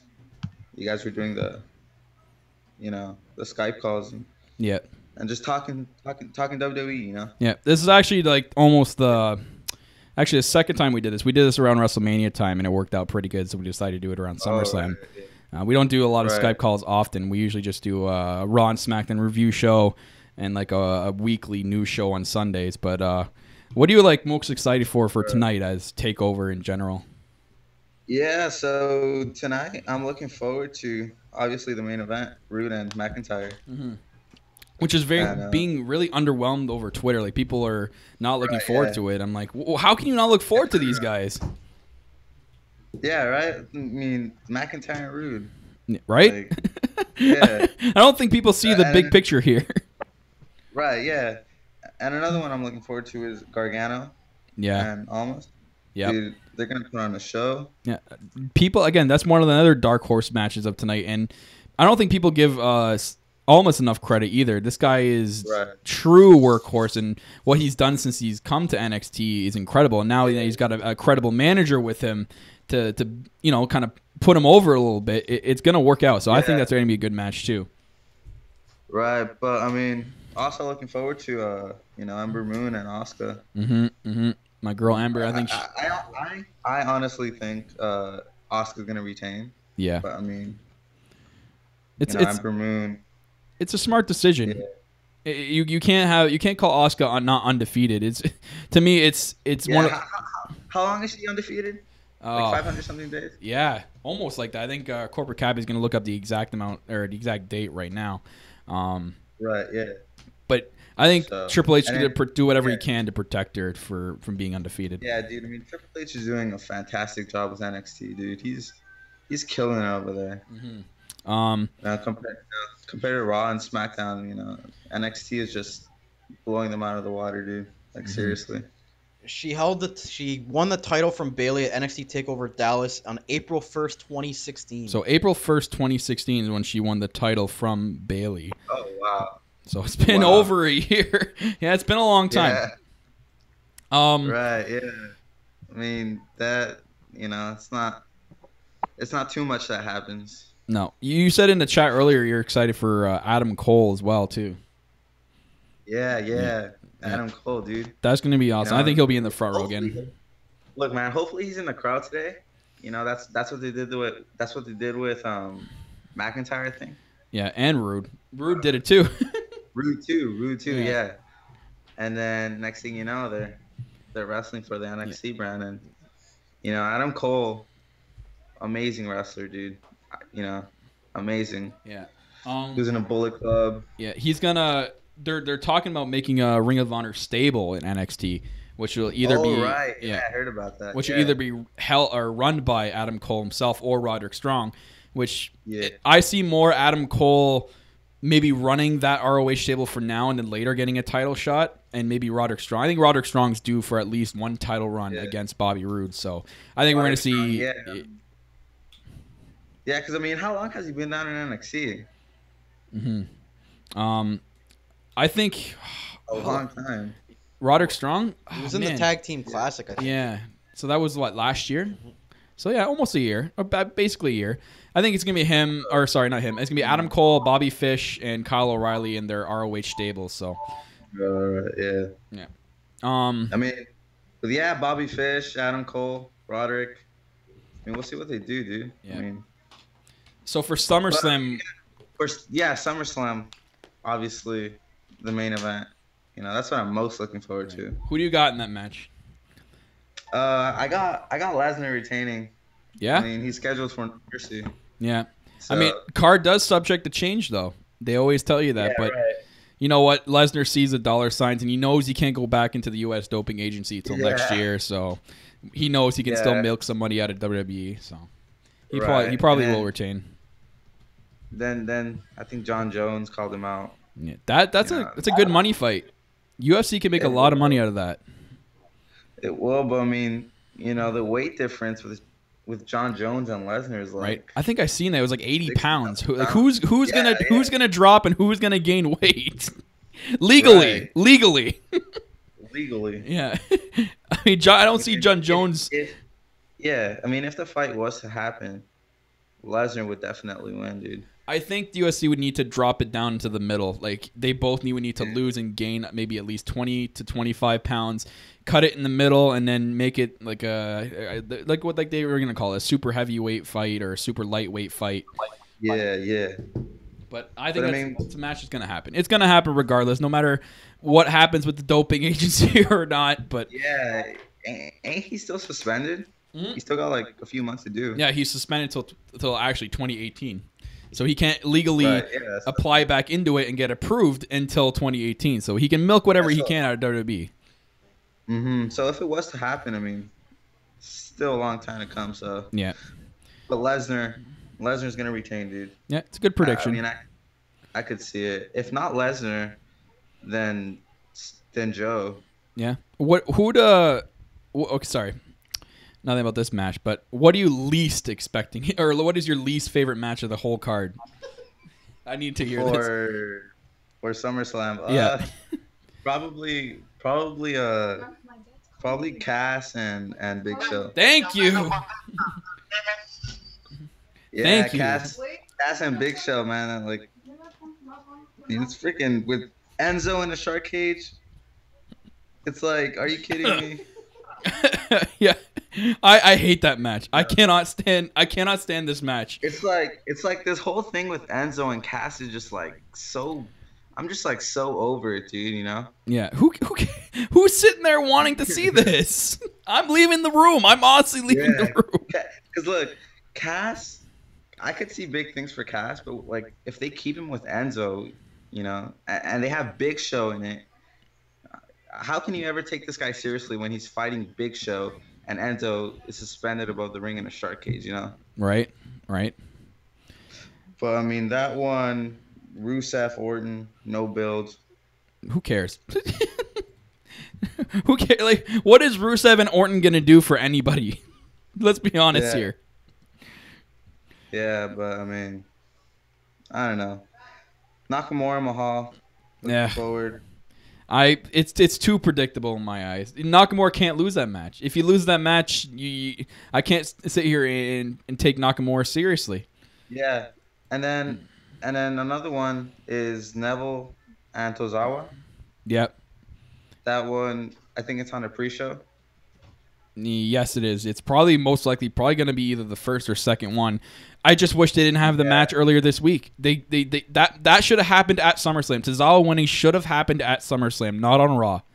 Yeah, but I mean they gave it to Tozawa on Raw so that Neville could get it back at SummerSlam. So it should have been the reverse. Neville should have beat Tozawa, and then Tozawa winning it from Neville at SummerSlam, and then at the next pay-per-view, you can give it back to Neville, whatever. Have Tozawa have a month of glory with the title, not just fucking a week. I'm guarantee you that Neville's going to win it back now. There's no way that Tozawa wins again. No, Neville's definitely going to win. In my eyes, it's pathetic. I can't believe they went that route, but whatever. It is what it is. We gotta just sit here and somehow accept this lazy ass booking. The booking, dude, I swear. And then the Hardy Boys with the whole broken thing. I don't know. I think it was supposed to be the revival. I think we were supposed to finally get the broken Hardys. Got hurt, yeah. So now we're just gonna get this match instead, which is on the pre-show announced. Pre-show too, right? Yeah. Whatever. It is what it is. All this hype of the Hardy Boys. When they returned at WrestleMania, they got big things for the Hardys. Yeah, they're on the pre-show with Jason Jordan going against The Miz and Bo Dallas. Ooh. Ooh. Yeah. So, I mean, I would have expected them to be broken by now, but I mean, yeah, we'll see. Maybe on Raw we'll get something. Maybe they have something planned for Raw. We'll see. Yeah, dude, or Awoken, whatever it is. The gimmick they have now. Yeah, it's like, it's like. Well, Woken is okay. If they were Woken, different. Yeah, but the regular Hardys, what the broken gimmick was. So. Yeah, if they're just normal Hardys, it's not gonna last very long. It's run its course already. It's good. If they were just regular Hardys from now on, it'd be exactly like that when the Dudleys came back. It was all right for the first couple of months, and that's it. They were just dead, dude. Yeah. Other than that, do you have any other questions for us? Nah, man. I think I'm good, man. All right. Nice time talking to you. Thanks for calling in, man, and keep tuning in. We're probably going to do more call-in shows in the future, and we'd love to have you call in again. And if you're on Twitter, follow us at No Holds Barred WP. Yeah. All right, man. Thanks for calling in. Man. Thanks, you too. That was Jonathan Garcia. Unfortunately, couldn't hear Corporate Cappy. Apparently Michael Chow said that when we're doing like this, I'm fine, but when the Skype call comes in, I'm like useless. You can't? Yeah. Even when like earlier? Yeah, apparently Michael Chow said I was really like faded in the background. So when the Skype call comes in. Only when the Skype call comes in. Yeah. Like now I'm fine. That is weird. Why does it do that? What is the explanation on why that does that? I think the director of operations is behind this. Yeah, he's screwing you. This is the Corporate Cappy screw job. I'll figure it out eventually, man. I do so much in a week with the time I have, and I'm sorry it's not working. But other than that, guys, thanks for your calls so far. If you still want to call in, you're listening to us. Add us No Holds Barred Wrestling Podcast on Skype. I'll add you to the contact list, and you can call in and talk wrestling with us. Anything, as you just seen our last couple of callers.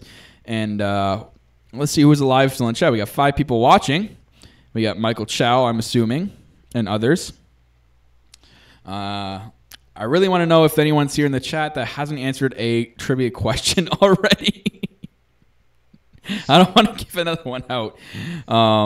I think a couple people took off for a bit. Yeah. I think your buddy Mocha Mania took off. Yeah. Well, I only have one question left, actually. So. Well, we'll wait then. Yeah. And it's a funny question. Are we doing a live review show? Michael Chow asks. I don't know. I'm down. I mean, if Cobra Cappy's down to do it. For SummerSlam, I guess I'll bite the bullet. What about Takeover? Takeover, probably not. I'm gonna be tired. Yeah. We could just review Takeover. Okay. After SummerSlam too. Sure. But yeah, we'll do a live review show, guys. We'll be right here back on YouTube Live. So for those listening right now, multitasking, man, glorious. Yeah, we got to figure out my voice because. Yep. I don't want it to just be you talking the whole time. No, I'll figure it out.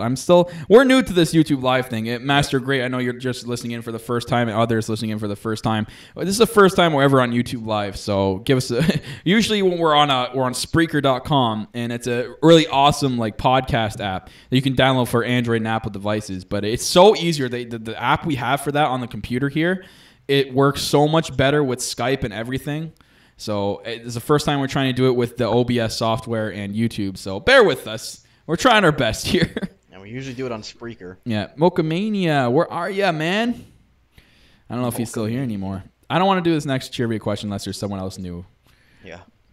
It's a funny one, though. If not, you know what? We'll just give it out. And how about the first one who answers it gets a round of applause? Well... Master Great can still get in. Oh, yeah, Master Great can still get in on it. That's true. We'll do it at 4 o'clock. We'll do it at 4 o'clock. But other than that, I guess I got the news here. Let me pull it back up. God.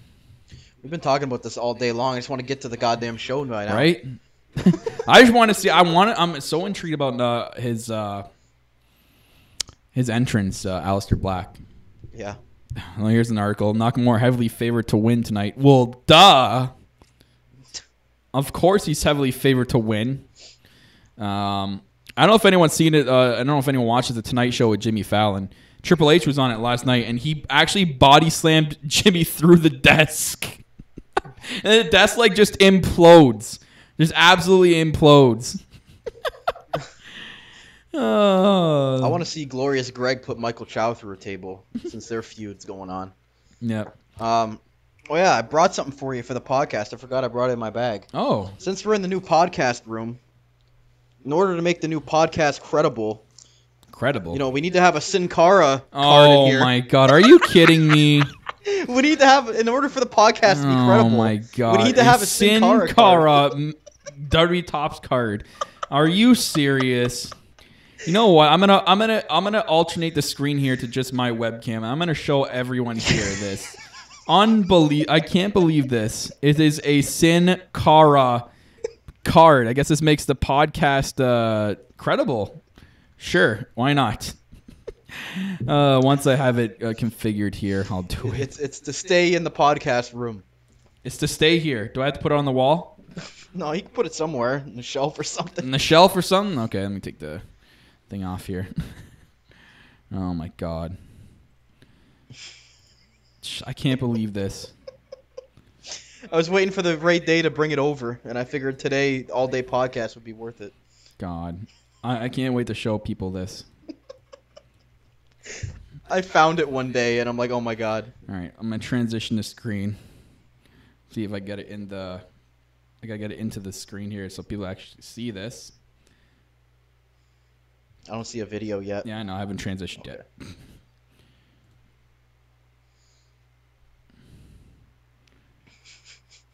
Let me know when you see it. There you go. There it is, ladies and gentlemen. If you can see this is a Sin Cara card. Look at this. Makes our podcast room more credible. Right here. A Sin Cara Tops WWE Smackdown card. Look at that. The old SmackDown logo. There's this Sin Cara. You know, he's got his own jacket going on there. I don't know what he's doing the Kurt Angle pose for, but this makes our podcast more credible, I guess. Sure. Why not? Why the hell did you get this for this room? I joke when I talk about this, okay? I don't think this is serious. I think it is 100% serious. How can we take the podcast credible if we don't have a card of Sin Cara? Sure, why not? Put it up on the pin board over there. Why not? We don't have a pin to put it up. Well, I'm going to have to get a pin. I'm going to get a nail for that thing. Some news on CM Punk. His legal battle against WWE is costing tons of money, apparently. You guys remember you have that legal battle with the doctors. In February this past year, Punk and Scott Colton, a.k.a. Colt Cabana, gave out a subpoena. Sorry. Oh, my God. I can't believe I read that wrong. Subpoena to the WWE for all communication and other documents on topics related to the case in terms of the old doctor thing. In June of this year, WWE submitted an application for the expediture that WWE was forced to incur in connection with the responding to the subpoena, amounting to $241,000. Apparently, a judge had earlier announced that WWE and Punk would have to split 50-50 and that the aforementioned money. Hence, that leads to the fact that Punk has to pay $120,503 to the WWE. However, Punk has refused to pay this said expense by filing claims, saying that WWE has included expenses for arresting the subject subpoena and for other work that could not benefit Brooks, and expenses for the time entries that are aggressive for the task performed. Additionally, he has offered to pay 33% of the expenses that amounts to $39,776. So a lot of buttload of money with this stupid shit here. God, man, just over this WWE doctor's nonsense. Ugh, whatever. Oh, here we go. We got some rumors here. Huge blockbuster match planned for Survivor Series. That's something to talk about. All right. Dave Meltzer discussed Ronda Rousey's WWE status in today's installment of the Wrestling Observer Radio and indicated that she may be in action at the upcoming Survivor Series. Did I not predict this? No. I did. I predicted this. I think you predicted Sin Cara. No. This was either a Sunday Night or I predicted this. Meltzer talked about two matches that WWE could be doing with an MMA fighter. One being a singles match at WrestleMania against Stephanie McMahon or Charlotte Flair. Meltzer said he's pretty sure that they're going with Stephanie. Another match would see Rousey involved in a 4 horsewoman versus 4 horsewoman match at the upcoming Survivor Series event. Meltzer mentioned that Ronda's 4 horsewomen have already begun training for a wrestling match in WWE. WWE will probably shoot the angle for the feud at the upcoming Mae Young Classic Finals next month. Wow. So, then who do you book to win that? I predicted this. But that means your girl, my girl, Becky Lynch and Charlotte are going to have to team up together somehow, being on different brands, just for a one-time 4-on-4 match. Or that the brand shakeout, they put all 4 horsewomen on the same show. Sick. Wow. Move Sasha and Bayley to SmackDown. What? Yeah. Interesting. Yeah, I don't know who would win this. I think WWE would win this match. There's no way they have the UFC people come in and just win against their girls. Because that would suck. Like you would make the WWE women look so bad if the UFC women Michael Chow, not Stephanie. Yeah, why wouldn't they just do Charlotte against Ronda Rousey? Why does it have to be Steph? That'd be the worst match of all time. Well, remember because they had the whole Steph and Triple H and Ronda and Rock thing? Yeah. I could handle that. I could handle a mixed tag with Ronda and Rock versus Stephanie and Triple H, but... I don't think The Rock's going to come back, though. I know. He's producing a big soundtrack. Yeah, for 2K18. That's going to take up like 2 years, even though it's coming out this year. Plus, you only bring it via satellite, so... I'm bringing a little bit more news here. Triple H heavily involved with the creation of Finn Balor's theme song. Oh, good for Triple H. That theme song is actually pretty kick-ass. WWE changes the NXT TakeOver kickoff start time. This is actually important for tonight. Tonight's TakeOver Brooklyn kickoff was originally scheduled to kick off at 7:30 WWE has changed it to 7 p.m. Oh, great. Shinsuke Nakamura, Sasha Banks, Carmella, and Neville are all set to make appearances on the NXT kickoff show. Charlie Caruso, Corey Graves, Sam Roberts, and Lita will be the host for the panel. Well, I won't be back till 8, so You're gonna miss your girl on the takeover kickoff show. it's okay. I'll see her tomorrow. She's gonna call me later too. So Apparently, Vince Russo thinks Raw was too good to be written by Vince McMahon this week. too good. Too good. What do you mean too good? To be written by Vince McMahon. If Vince Russo thought that was good, I don't know. There's a reason why he's not employed anymore. And the reason why WCW sucked when he was running it. Sorry to be so. Got Jim Cornette back on Global Force Wrestling. Yeah. And your boy Tyrus is no longer with Global Force Wrestling, a.k.a. Brodus Clay, former WWE person. I just saw a child going by my window on one of those stupid hoverboards. If you have one of those, I question your... I question my faith in you. And it's why I have freaking trust issues.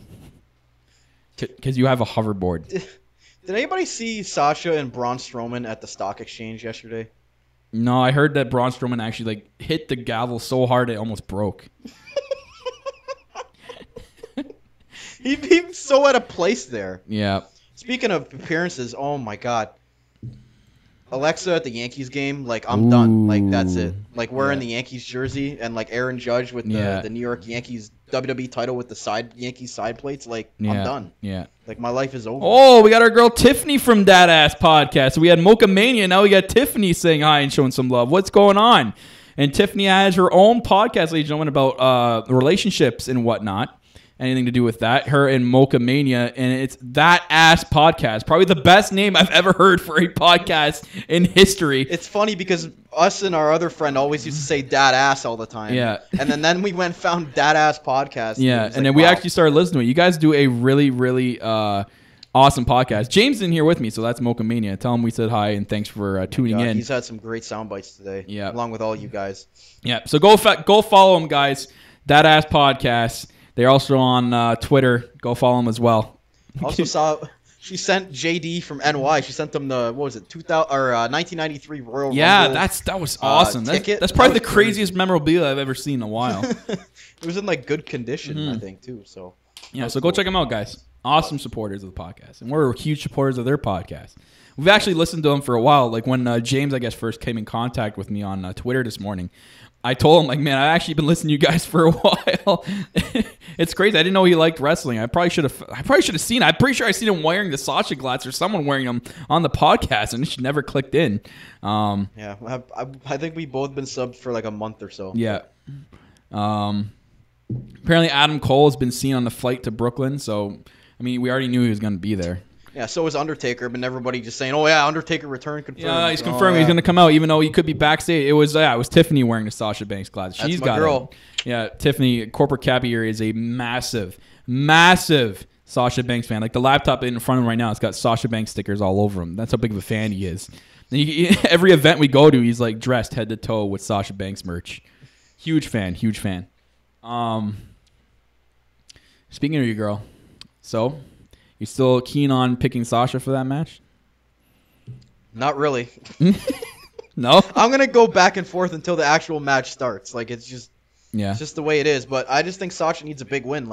She hasn't won a big pay-per-view title match ever yet. No. I can agree with you with that. Alexa has probably been the best rising star in the last year of the women's division. She's just from where she started in NXT to now is just incredible. And look at the popularity she's gotten all of a sudden, which sucks for me because all of her stuff is so expensive that I can't get a hold of any of her cards. Yeah. If you guys don't know out there, it sucks that we getting merch up here in Canada, ordering from WWE shop.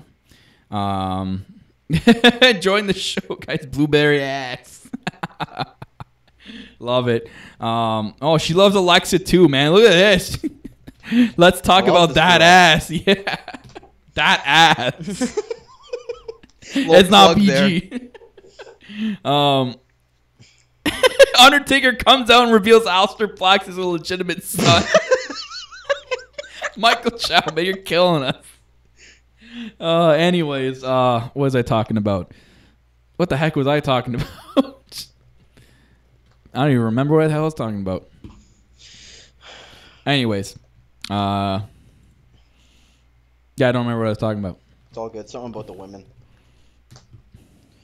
Was it the women? I don't know. Either way. Anyways. I don't know. I thought Nia Jax was going to be next in line for a title shot, but... I think she'll eventually get her title shot. James wants to Skype in. Oh, did you add us? Tell him to add us. No Holds Barred Wrestling Podcast. Like, search for it. All separate words. All have a capital in the first word. And it'll just be you talking to him. No Holds I can Barred type Wrestling. him questions in the chat, but I can't. Oh, let me see if I can actually fix that setting. I think I might have found it.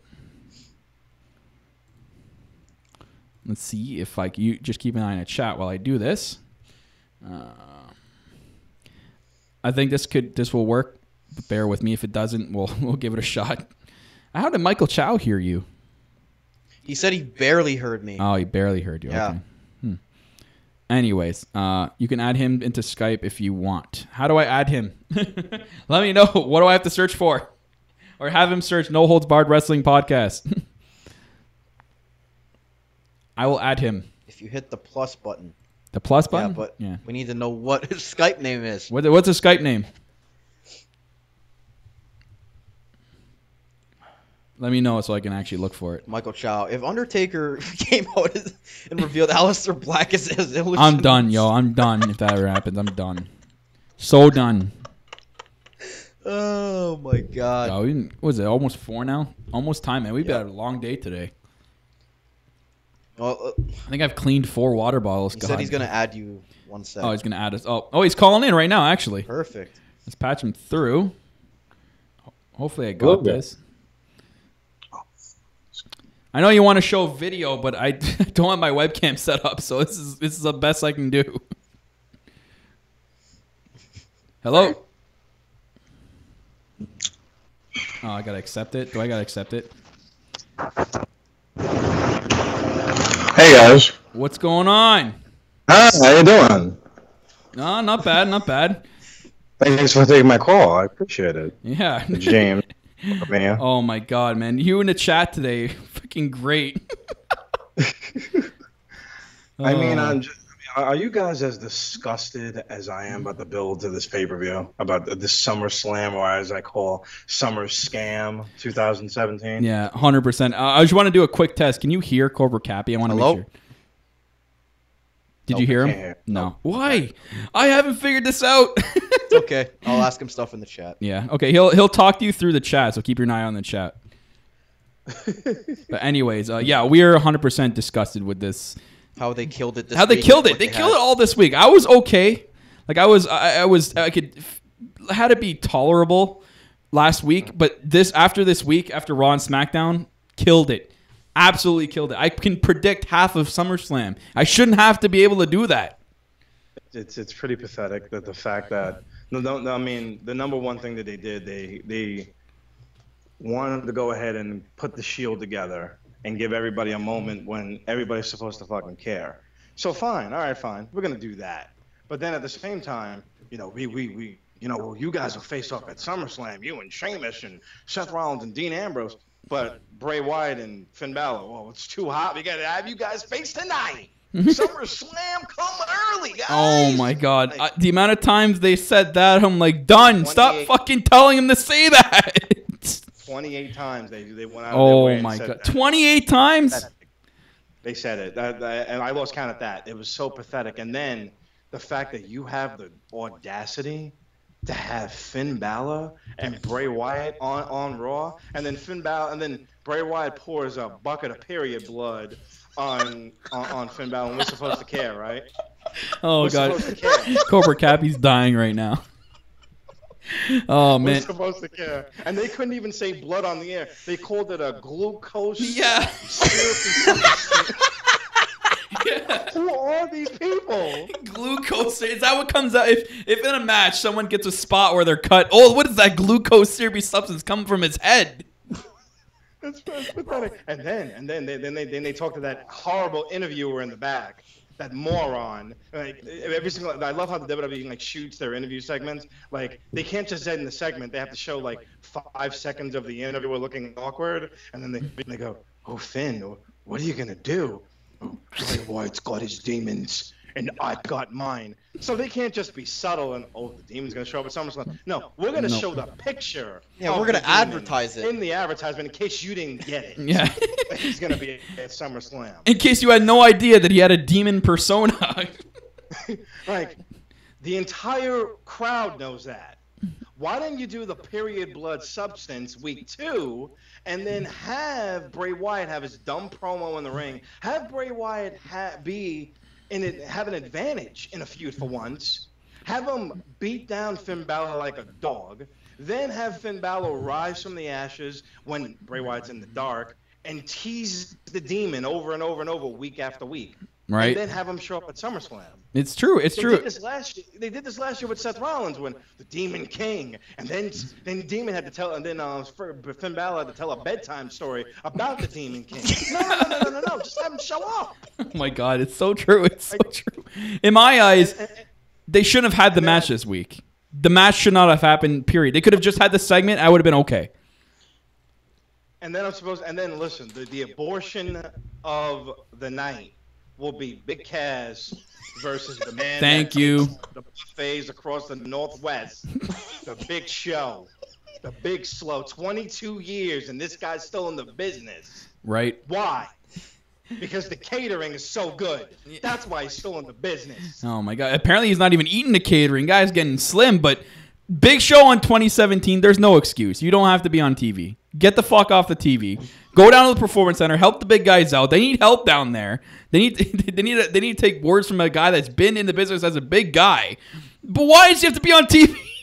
Why is that match in the main card? How do they have this match is 4 to 5 minutes tops. The New Day Usos is on the pre-show though. The New Day Usos of match people want to see is on the pre-show. Yeah, we're gonna do that. No, it's pathetic. Time constraints, guys. We have 4.5 hour pay-per-view. Yeah, almost 5.5 hour, and we're having time constraints. The fuck? I went to WrestleMania, the last 5 WrestleManias in a row, and it was impossible to be in that building this year for WrestleMania. Wow. And they're doing this again? Another 4-hour pay-per-view? They're doing this crap again? Yeah. Question: are you going to be at next year's? Yes, I am. I'm going to be in because it's New Orleans. Yeah. Well, we're going. We're basically getting the house booked sometime in the next 2 weeks, and we're actually driving all the way from Niagara Falls, Canada, all the way to New Orleans. We're making a huge trip out of this.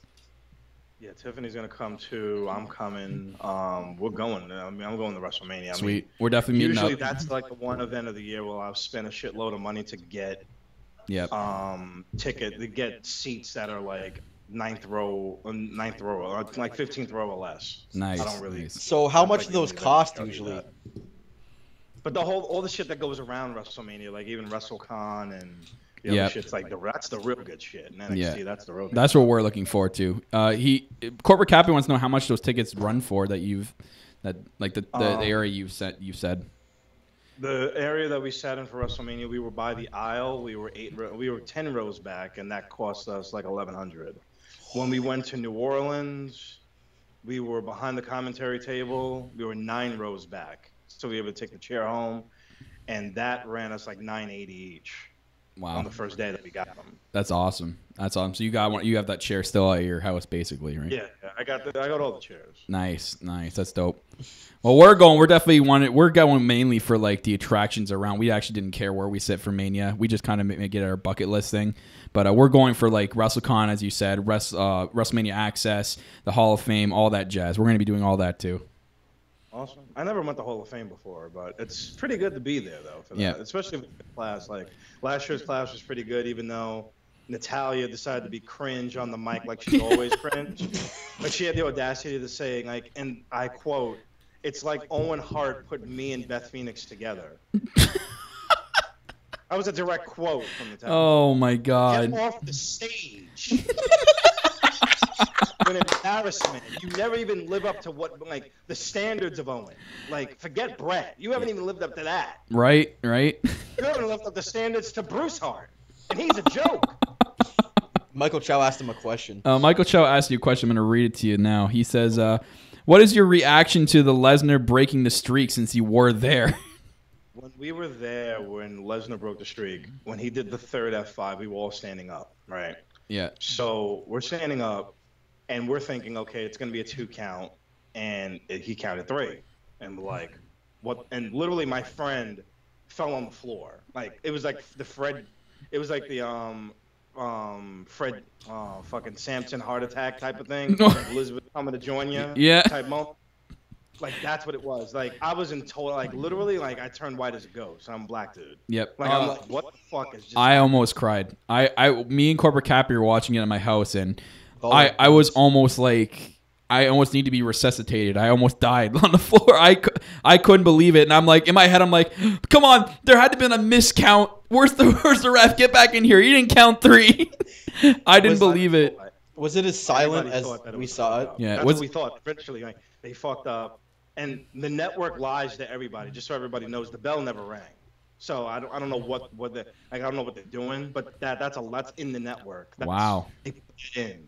The bell never rang. That's why everybody got confused. To be honest, I don't even remember watching it live when we were streaming it. I was like too in shock to even hear a bell. I was just like, this can't be real. this ain't real. It was insane, but you can hear a pin drop. Yeah. People were leaving in the upper deck sections because they were disgusted. Wow. They didn't even stay for the main event.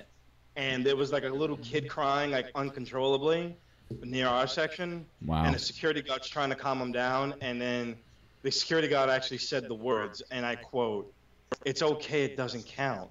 And the little kid, this kid could be no more than 6 years old, said, "It's WrestleMania. Of course it counts." That's great. Oh my god. I don't know if I'd want to be there for that, honestly. Yeah. Like, I'd want to, like, just go into the ground and die at that Cobra point. Cap, he'd rather be in the ground and die at that point. You know if you want to be there.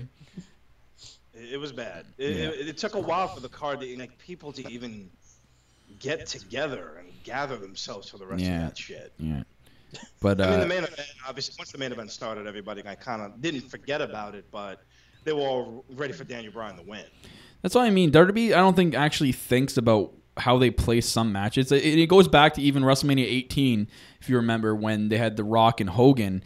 That was in the middle of the card. Yeah, that should have been the main event. Yeah. And they do it with a lot of WrestleMania matches. Yeah, I mean, we need to see Triple H's great comeback against Chris Jericho. That's what we needed to see end of WrestleMania with. Yeah, man, my quad, man. Yeah. You did the job. To the game. What an impression. In the middle of the ring. In the middle of the ring. Sounds like The Rock doing it. In the middle of the ring. Sounds my wife at ringside. Sounds like freaking James Hetfield from Metallica. God. Friends with Lemmy. Look at me. Look at my entrance every year. Fuck it, it's a joke, dude. Yeah. Oh my god. Anyways, we're going to New Orleans for sure. We'll love to meet up with you guys and definitely go for a beer or something. Absolutely. I appreciate you supporting the podcast. I didn't know you guys watched. Yeah, we did for about I think a month and a half now we've been watching. Yeah. Oh, thanks, bro. Yeah. I think so I saw that you followed me today, so I decided to hit you up on private. Thank you. Then I still got the podcast, and I was like, "What's this?" I started laughing. You guys are fucking hilarious, dude. Yeah, thanks. Oh, the D'Lo Brown intro. Got me immediately as soon as I heard that. I was like, instant credibility. See, when we made our podcast 3 years ago, we didn't have it wasn't called the Lowdown Show yet. Mm-hmm. We were just doing reviews of SmackDown and Raw randomly. We were really bad at it. I mean, everyone's got to start somewhere, right? We had like 20 subscribers. We had like 20 subscribers, and we do this for the fun of it. We actually don't sit here and try to make profit out of this. We're like a huge like non-profit thing. We're not looking at making anything off this. We just do it for the fun of it. But anyways, we eventually did we combined our shows all together because we used to do Raw and SmackDown separate, and we're like, hey, we need to think of a name for like a good show here, and buddy Corporate Cappy here. He's like, "Yo, let's call it," because I think we were watching. We were talking about D'Lo Brown or something like that. We're watching an old match, but let's call it the Lowdown Show because the name was it the name of his. No, the Lowdown is his finisher. His finisher is the Lowdown. Yeah, that was the frog splash. Yeah. Top, yeah. So we're like, you know what? Let's just use his theme song as the opening because we love his theme song and we've actually stuck with it ever since. Really Haven't changed it. But yeah, the chest protector that he wore forever. Because WWE didn't like his weight, so they had to hide. That's what WWE does. If you like a certain weight, then they have to do things to hide the weight, or they do things to accentuate your weight until you lose the weight. yeah, like Kevin Owens, they make him wear the Under Armour underneath his shirt, make it skin tight. And he only wears black. You don't want that belly. No, on my show. Belly. Anyways, I want to ask you a question about SummerSlam. Let's get it here. What are you looking forward to most out of the SummerSlam card? The Fatal 4-Way is the only thing they actually have done right. Now we'll see what the finish is and see if they get that right. But I look forward to that. Who do you got in that match? I'm going. My heart wants to go with Joe, but my head is going with Lesnar because there's no way he's going to UFC right away, and there's like a whole thing going on where Vince wants that done before WrestleMania, but UFC's like, we're doing it after WrestleMania. So there's that struggle. Yeah. So I really want Joe to win, but I'm going to go with Lesnar. Yeah, I like that pick. Yeah. And the other match I was looking forward to, I'm looking forward to seeing what they do with Dean Ambrose and Rollins. Yep. I'm looking forward to seeing what they do with that. I think they're going to win the tag titles and then sooner or later implode from within. Yeah, Ambrose, right? Yeah, well, I was even thinking that Seth Rollins does a Ric Flair, like what Ric Flair did to Sting. Like, he kept, you can trust me, you can trust me, you can trust me. Flair turns babyface and then turns heel on him anyway. Oh, I like that. Yeah. I like that. Yeah, so I was thinking they'll probably do that, but they'll give him a tag run for a while and then make it, drain what they can drain out of it, and then sooner or later that Seth Rollins really isn't trustworthy. That because everybody's expecting Dean Ambrose to be the one to do it, but no one's really thinking the other dynamic that Seth Rollins will turn on him anyway. Yeah, that you can't trust him. He never changed all along, And the other thing, I thought it would have been great if they didn't fuck Bayley over at Extreme Rules like they did. I had a whole storyline plan where it all leads back to Sasha turning heel. She gets the title. She has a great reign. And then you have it Sasha Bayley in that building again 2 years later for SummerSlam. I freaking said that. I honestly to God made that prediction on our podcast. It was a couple weeks ago. I think it was me and Corporate Cappy in the Lowdown Show. I'm like, this is exactly what they should have done. Bayley and Sasha have history here in Brooklyn. Why the hell did they not do anything around that? If she didn't get injured, I think that's what they should have done. But of course, you put Bayley in harm's way. You continue to have her against Nia Jax. She's not like most girls. She eats the whole White Castle crave cake. And you decide to fucking put Bayley in harm's way, get her injured, and you can't even do that match. And then you have to make 2 triple threats. Lazy booking again, number 17. 2 triple threats. You can't get any lazier than that. Right. And then you have, and just have Sasha against Nia Jax.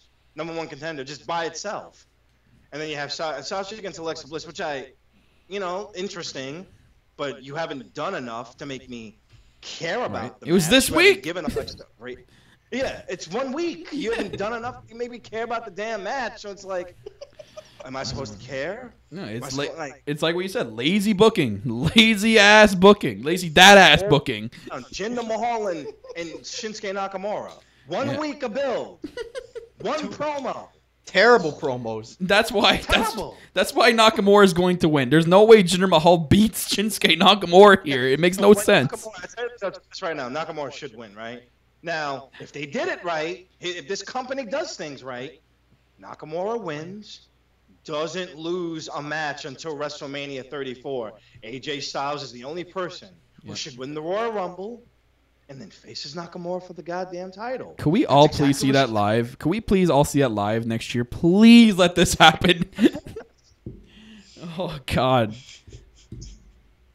So that's what should happen. Yeah. And I don't want to see the Singh goons at ringside either. I don't want to see those idiots. Those Bollywood Curry idiots. brothers. Yeah, the Curry brothers. Yeah. I love I that. don't want to see them at ringside either. Oh man, The Curry brothers. Cobra Cappy's dying at that one. I died, bro, at your vlog when you fucking heard the big show. Yeah, literally, I didn't come back. That wasn't just a stint. I literally went to the merch stand and I didn't come back until that whole fucking shit was over. I fucking died, dude. Yeah, Cobra Cappy came to join me. We actually bought an AJ Styles autograph. We each got one while So we it were was at the merch worth stand. it to leave for that.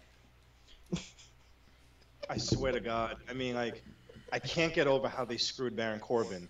What did he do? Did he push somebody in catering? Apparently, I've read that it's because he had a Twitter war with Dave Meltzer and apparently Mojo Rawley. He had a Twitter war with Mojo Rawley because, you know, making fun of Mojo Rawley is going to affect your push in the WWE because Mojo Rawley's so credible. Fucking pathetic, man. Hold on. So let me get this straight. So there were 8 people in that ladder match. To my record, it's 6 or 8. One of the 2 numbers. Yeah. Something like that. Yeah. So you put your hopes on Baron Corbin. That's who Money in the Bank winners get. They're given faith by the company. All right. Now you're mad at Baron Corbin now. Do they realize that the Baron Corbin has a year to cash that in? Right. That you can have him have the briefcase if you wanted to, you know, give him a slap on the wrist and job him out a couple of times. That he still has the damn briefcase and he can cash it in until next July. Mm-hmm. That this will blow over and sooner or later you do have to build that dude up. Fucking, it's pathetic. And they wonder why, like in WrestleMania time, they look around the landscape and they go, "Oh, wait a minute, we don't have enough stars because you hinder all of them." Don't hinder Yeah, gender. you don't hinder gender. Is he really moving the ratings? This is the lowest attendance of house shows in history. And like you said Because about of the his whole title India reign. thing, remember They had to what you were put saying? Seth Rollins in a house show because of this steroid user. Yeah. I mean, it's a You know, joke. clean diet. Talk about what you said about India. Oh yeah. Oh, India.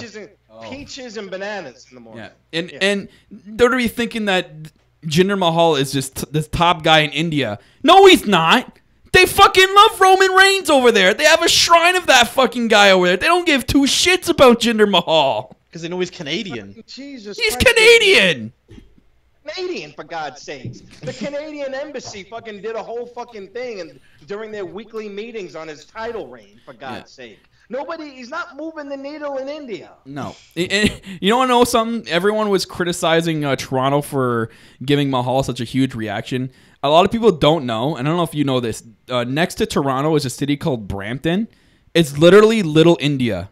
There were so many Indian people at SmackDown. for We were there for SmackDown. both. We were there for both. There were so many people Indian people for SmackDown, and they're the Canadian Indians. Obviously, they're gonna go for Jinder Mahal because he's both.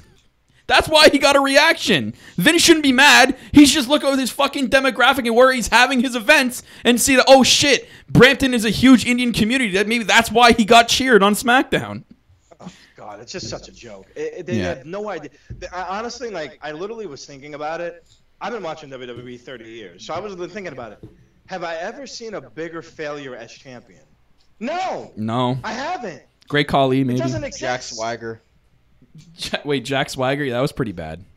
Oh, that was pretty bad. Except I wasn't really watching it. I stopped watching in the That's bad. PG era. That was pretty bad. The lips, Jack lifts swagger. Yeah. Swagger. JR's Oklahoma boy. Oh, my Oklahoma boy. Swagger, baby. Was that Dusty Rhodes? That sounded like Dusty Rhodes at the end there. Oh, I'm doing Dusty Rhodes tonight. We're going live streaming tonight on Dada's podcast. Oh, we're tuning in for sure. And I got a whole costume for the American Dream Dusty Rhodes, baby. Oh my God, that's awesome. I'm tuning in tonight, 100%. I'll be in the chat. I'll be doing commentary on the mothership. I'll be doing commentary, baby, on the NXT. That's my baby. The NXT Takeover Homecoming, baby. And So- Brooklyn got the good pizza, baby. They got the good pizza. That's a little sneak peek for you Oh tonight. God. That's a little- You'll be seeing some of that tonight. Jay, I gotta tell you something. I want to know if you know this. Do you know why they're actually having the shark cage match? I heard it's because to punish Enzo. Do you know he's actually afraid of heights? He's actually afraid of heights. You know who also was afraid of heights, right? Who? Jericho. I mean, hate to bring it. Owen Hart was afraid of heights too. Oh my god. I mean, it's not. I mean, it's true. I mean, like that. That's another person. I mean, like, what are they doing I don't understand. in a shark cage? That's 3 matches this entire year that the shark cage has been fucking used. The shark cage hasn't been used in 15 years. Why are they punishing Enzo?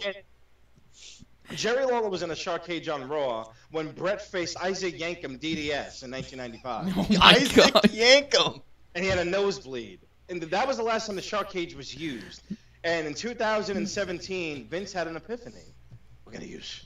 Oh, hold up. Triple H had the epiphany last year at Takeover. Oh yeah. We were there for that one. God. And God. I don't understand.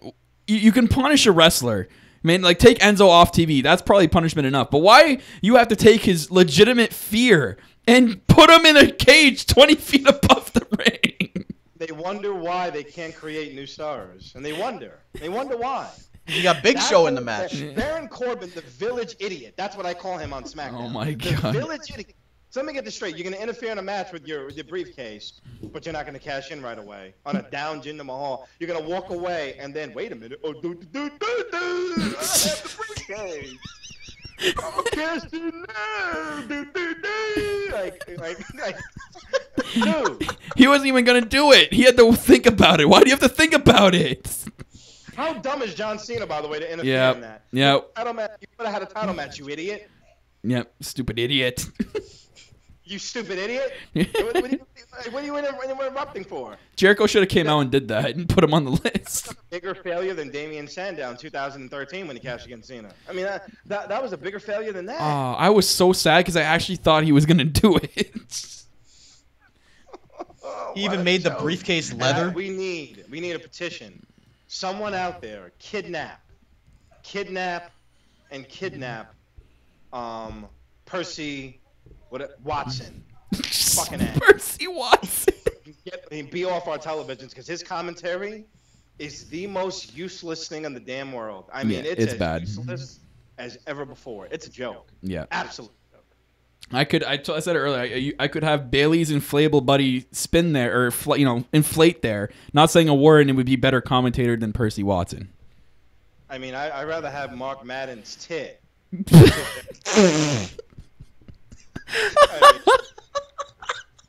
I mean, how about that? Oh my god, this is great.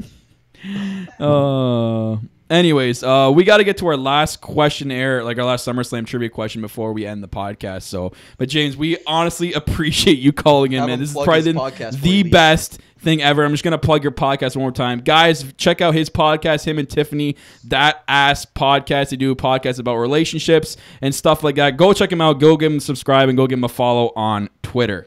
But thanks, James, for calling I in. appreciate you having me. Thanks, man. Take it easy. Thank you so much.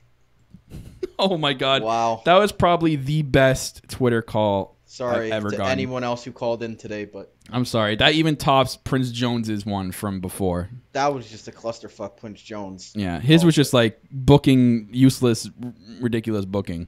But thank you, James. and But thank Tiffany. you, James and Tiffany, guys. You're definitely tuning in tonight to see this Dusty Rosen Pledge. I'm gonna love it. But to get into the last SummerSlam trivia question, do I leave it open to everybody? Except Greg. Except Greg. Greg has too many. Michael Chow, you're allowed to go again. You'll probably get this one, maybe. I don't know. I can't tell. Okay, whoever answers it first, Besides Greg. besides Greg. Michael Chow, how about I give you a 2-minute gap window? And then if you answer and you get it, you get it. How about that? After I read the question. Sound fair enough? Fair enough. All right, to you listening out there, and that's you, James, and Tiffany included, interact in the chat, please. This is a great last trivia question. I've transitioned now, so Corporate Cappy, tell me when you read it, or when you see it. Live currently. Don't see it. There we go. There you go. What is John Cena's record after his last 13 SummerSlam matches? This is a good one, ladies and gentlemen. This is a good one. What is John Cena's record after his last 13 matches. And Michael Chow, I'll give you 2 minutes now until, if no one answers, I'll let you answer. So I have the timer on right now, so I'll give you 2 minutes, Michael Chow. Anyone else listening? Anyone else listening? The Michael Chow beat the clock challenge. You got 2 minutes to answer this question. What is John Cena's record after his last 13 matches? I'm just going to write the answer down for Corporate Cappy. That's his record. Great. Yep. 13-0. Yeah, okay. Anyways, guys, anyone listening right now, you got 2 minutes to answer this question. What is John Cena's record after his last 13 SummerSlam matches? Give me the record right down in the chat, and I'll let you win an extra entry into our Pick'em contest, which is located in the description below. So don't haste. Make haste. Answer this question. And if you want to tweet at us and not do it in the chat, tweet us, No Holds Barred WP on Twitter. So let me know if anyone says it in the chat there, my good co-host, Corporate Cappy. Yep. God. I want to know what time their podcast is on tonight. Yeah, we'll have to find out. I'll check on their social media website. Dad-ass podcast. I actually just subscribed to them on YouTube. I thought I was subscribed to them. I guess I've just been watching. Unsubscribed. That was my bad. Oh, Thursdays at 9 p.m. During the week. They have an official business card. That's pretty cool. Anyone answer yet? Nope. All right, give me a second, Michael Chow, and I'll let you answer. You probably know. I'd laugh if Michael Chow tried to enter and he still got it wrong. He probably got it right. He's probably had time now to go count the record. It's anywhere you can find it, ladies and gentlemen. You can go on Wikipedia.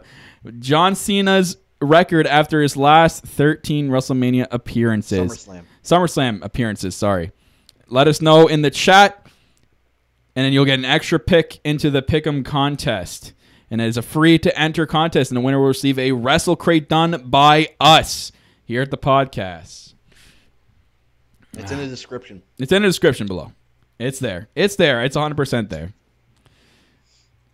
I need the Jeopardy theme. I need to play it. I might do it on my phone, just for shits and gigs. Oh, we're gonna get copyrighted by Jeopardy. That's okay. Alex Trebek can shove it. We're not gonna get copyrighted. No way. It's not like we're making money anyway. If they copyright me playing through my phone, that'd be hilarious. Oh, great! Yeah, YouTube ads. That's what I love. Love YouTube ads. Skip.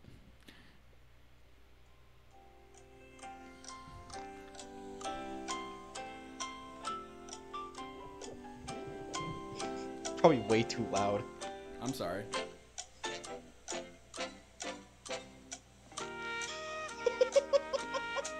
Michael Chow still hasn't answered yet. Yeah, I know. I think it's been 2 minutes. Wait till the song's over.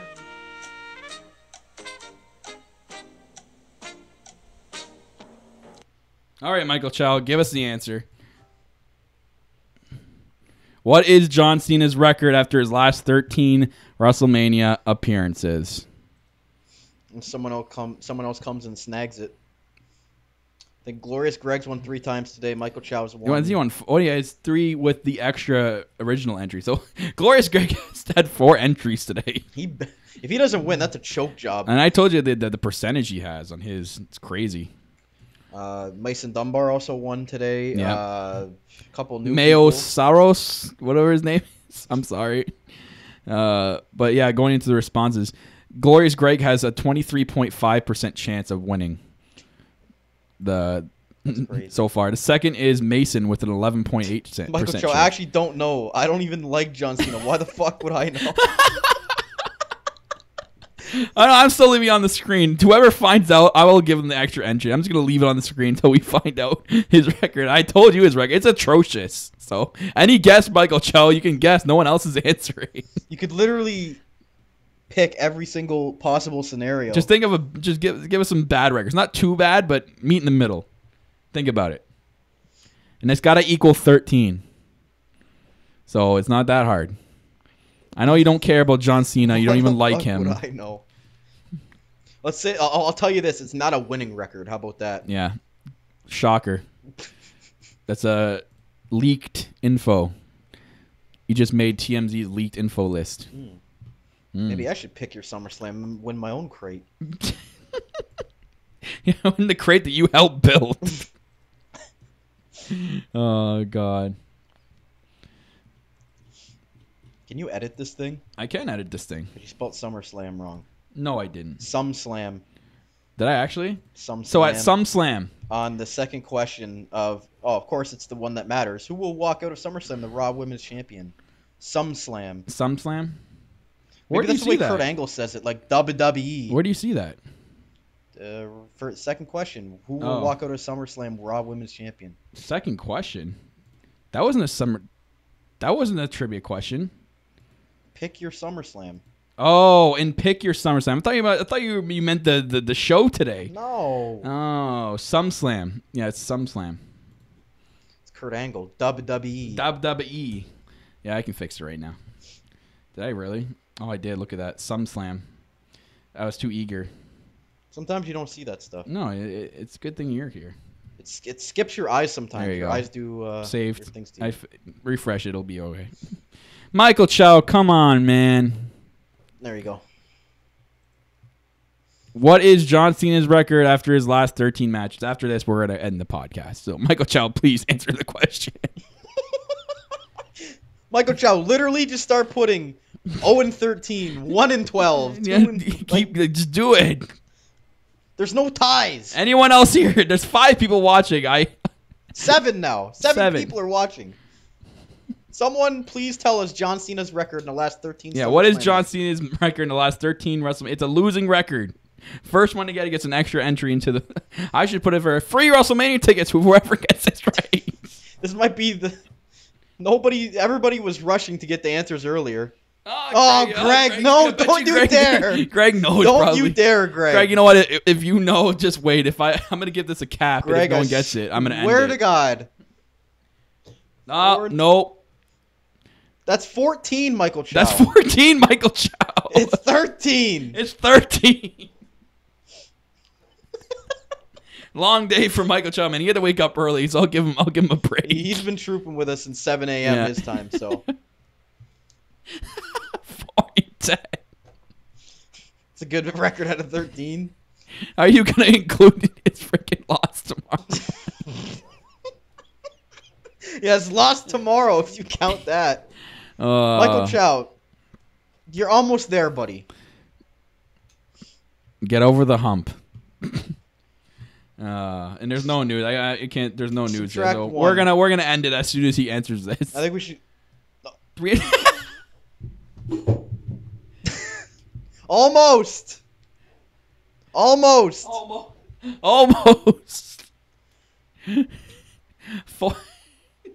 You were half right with the last one.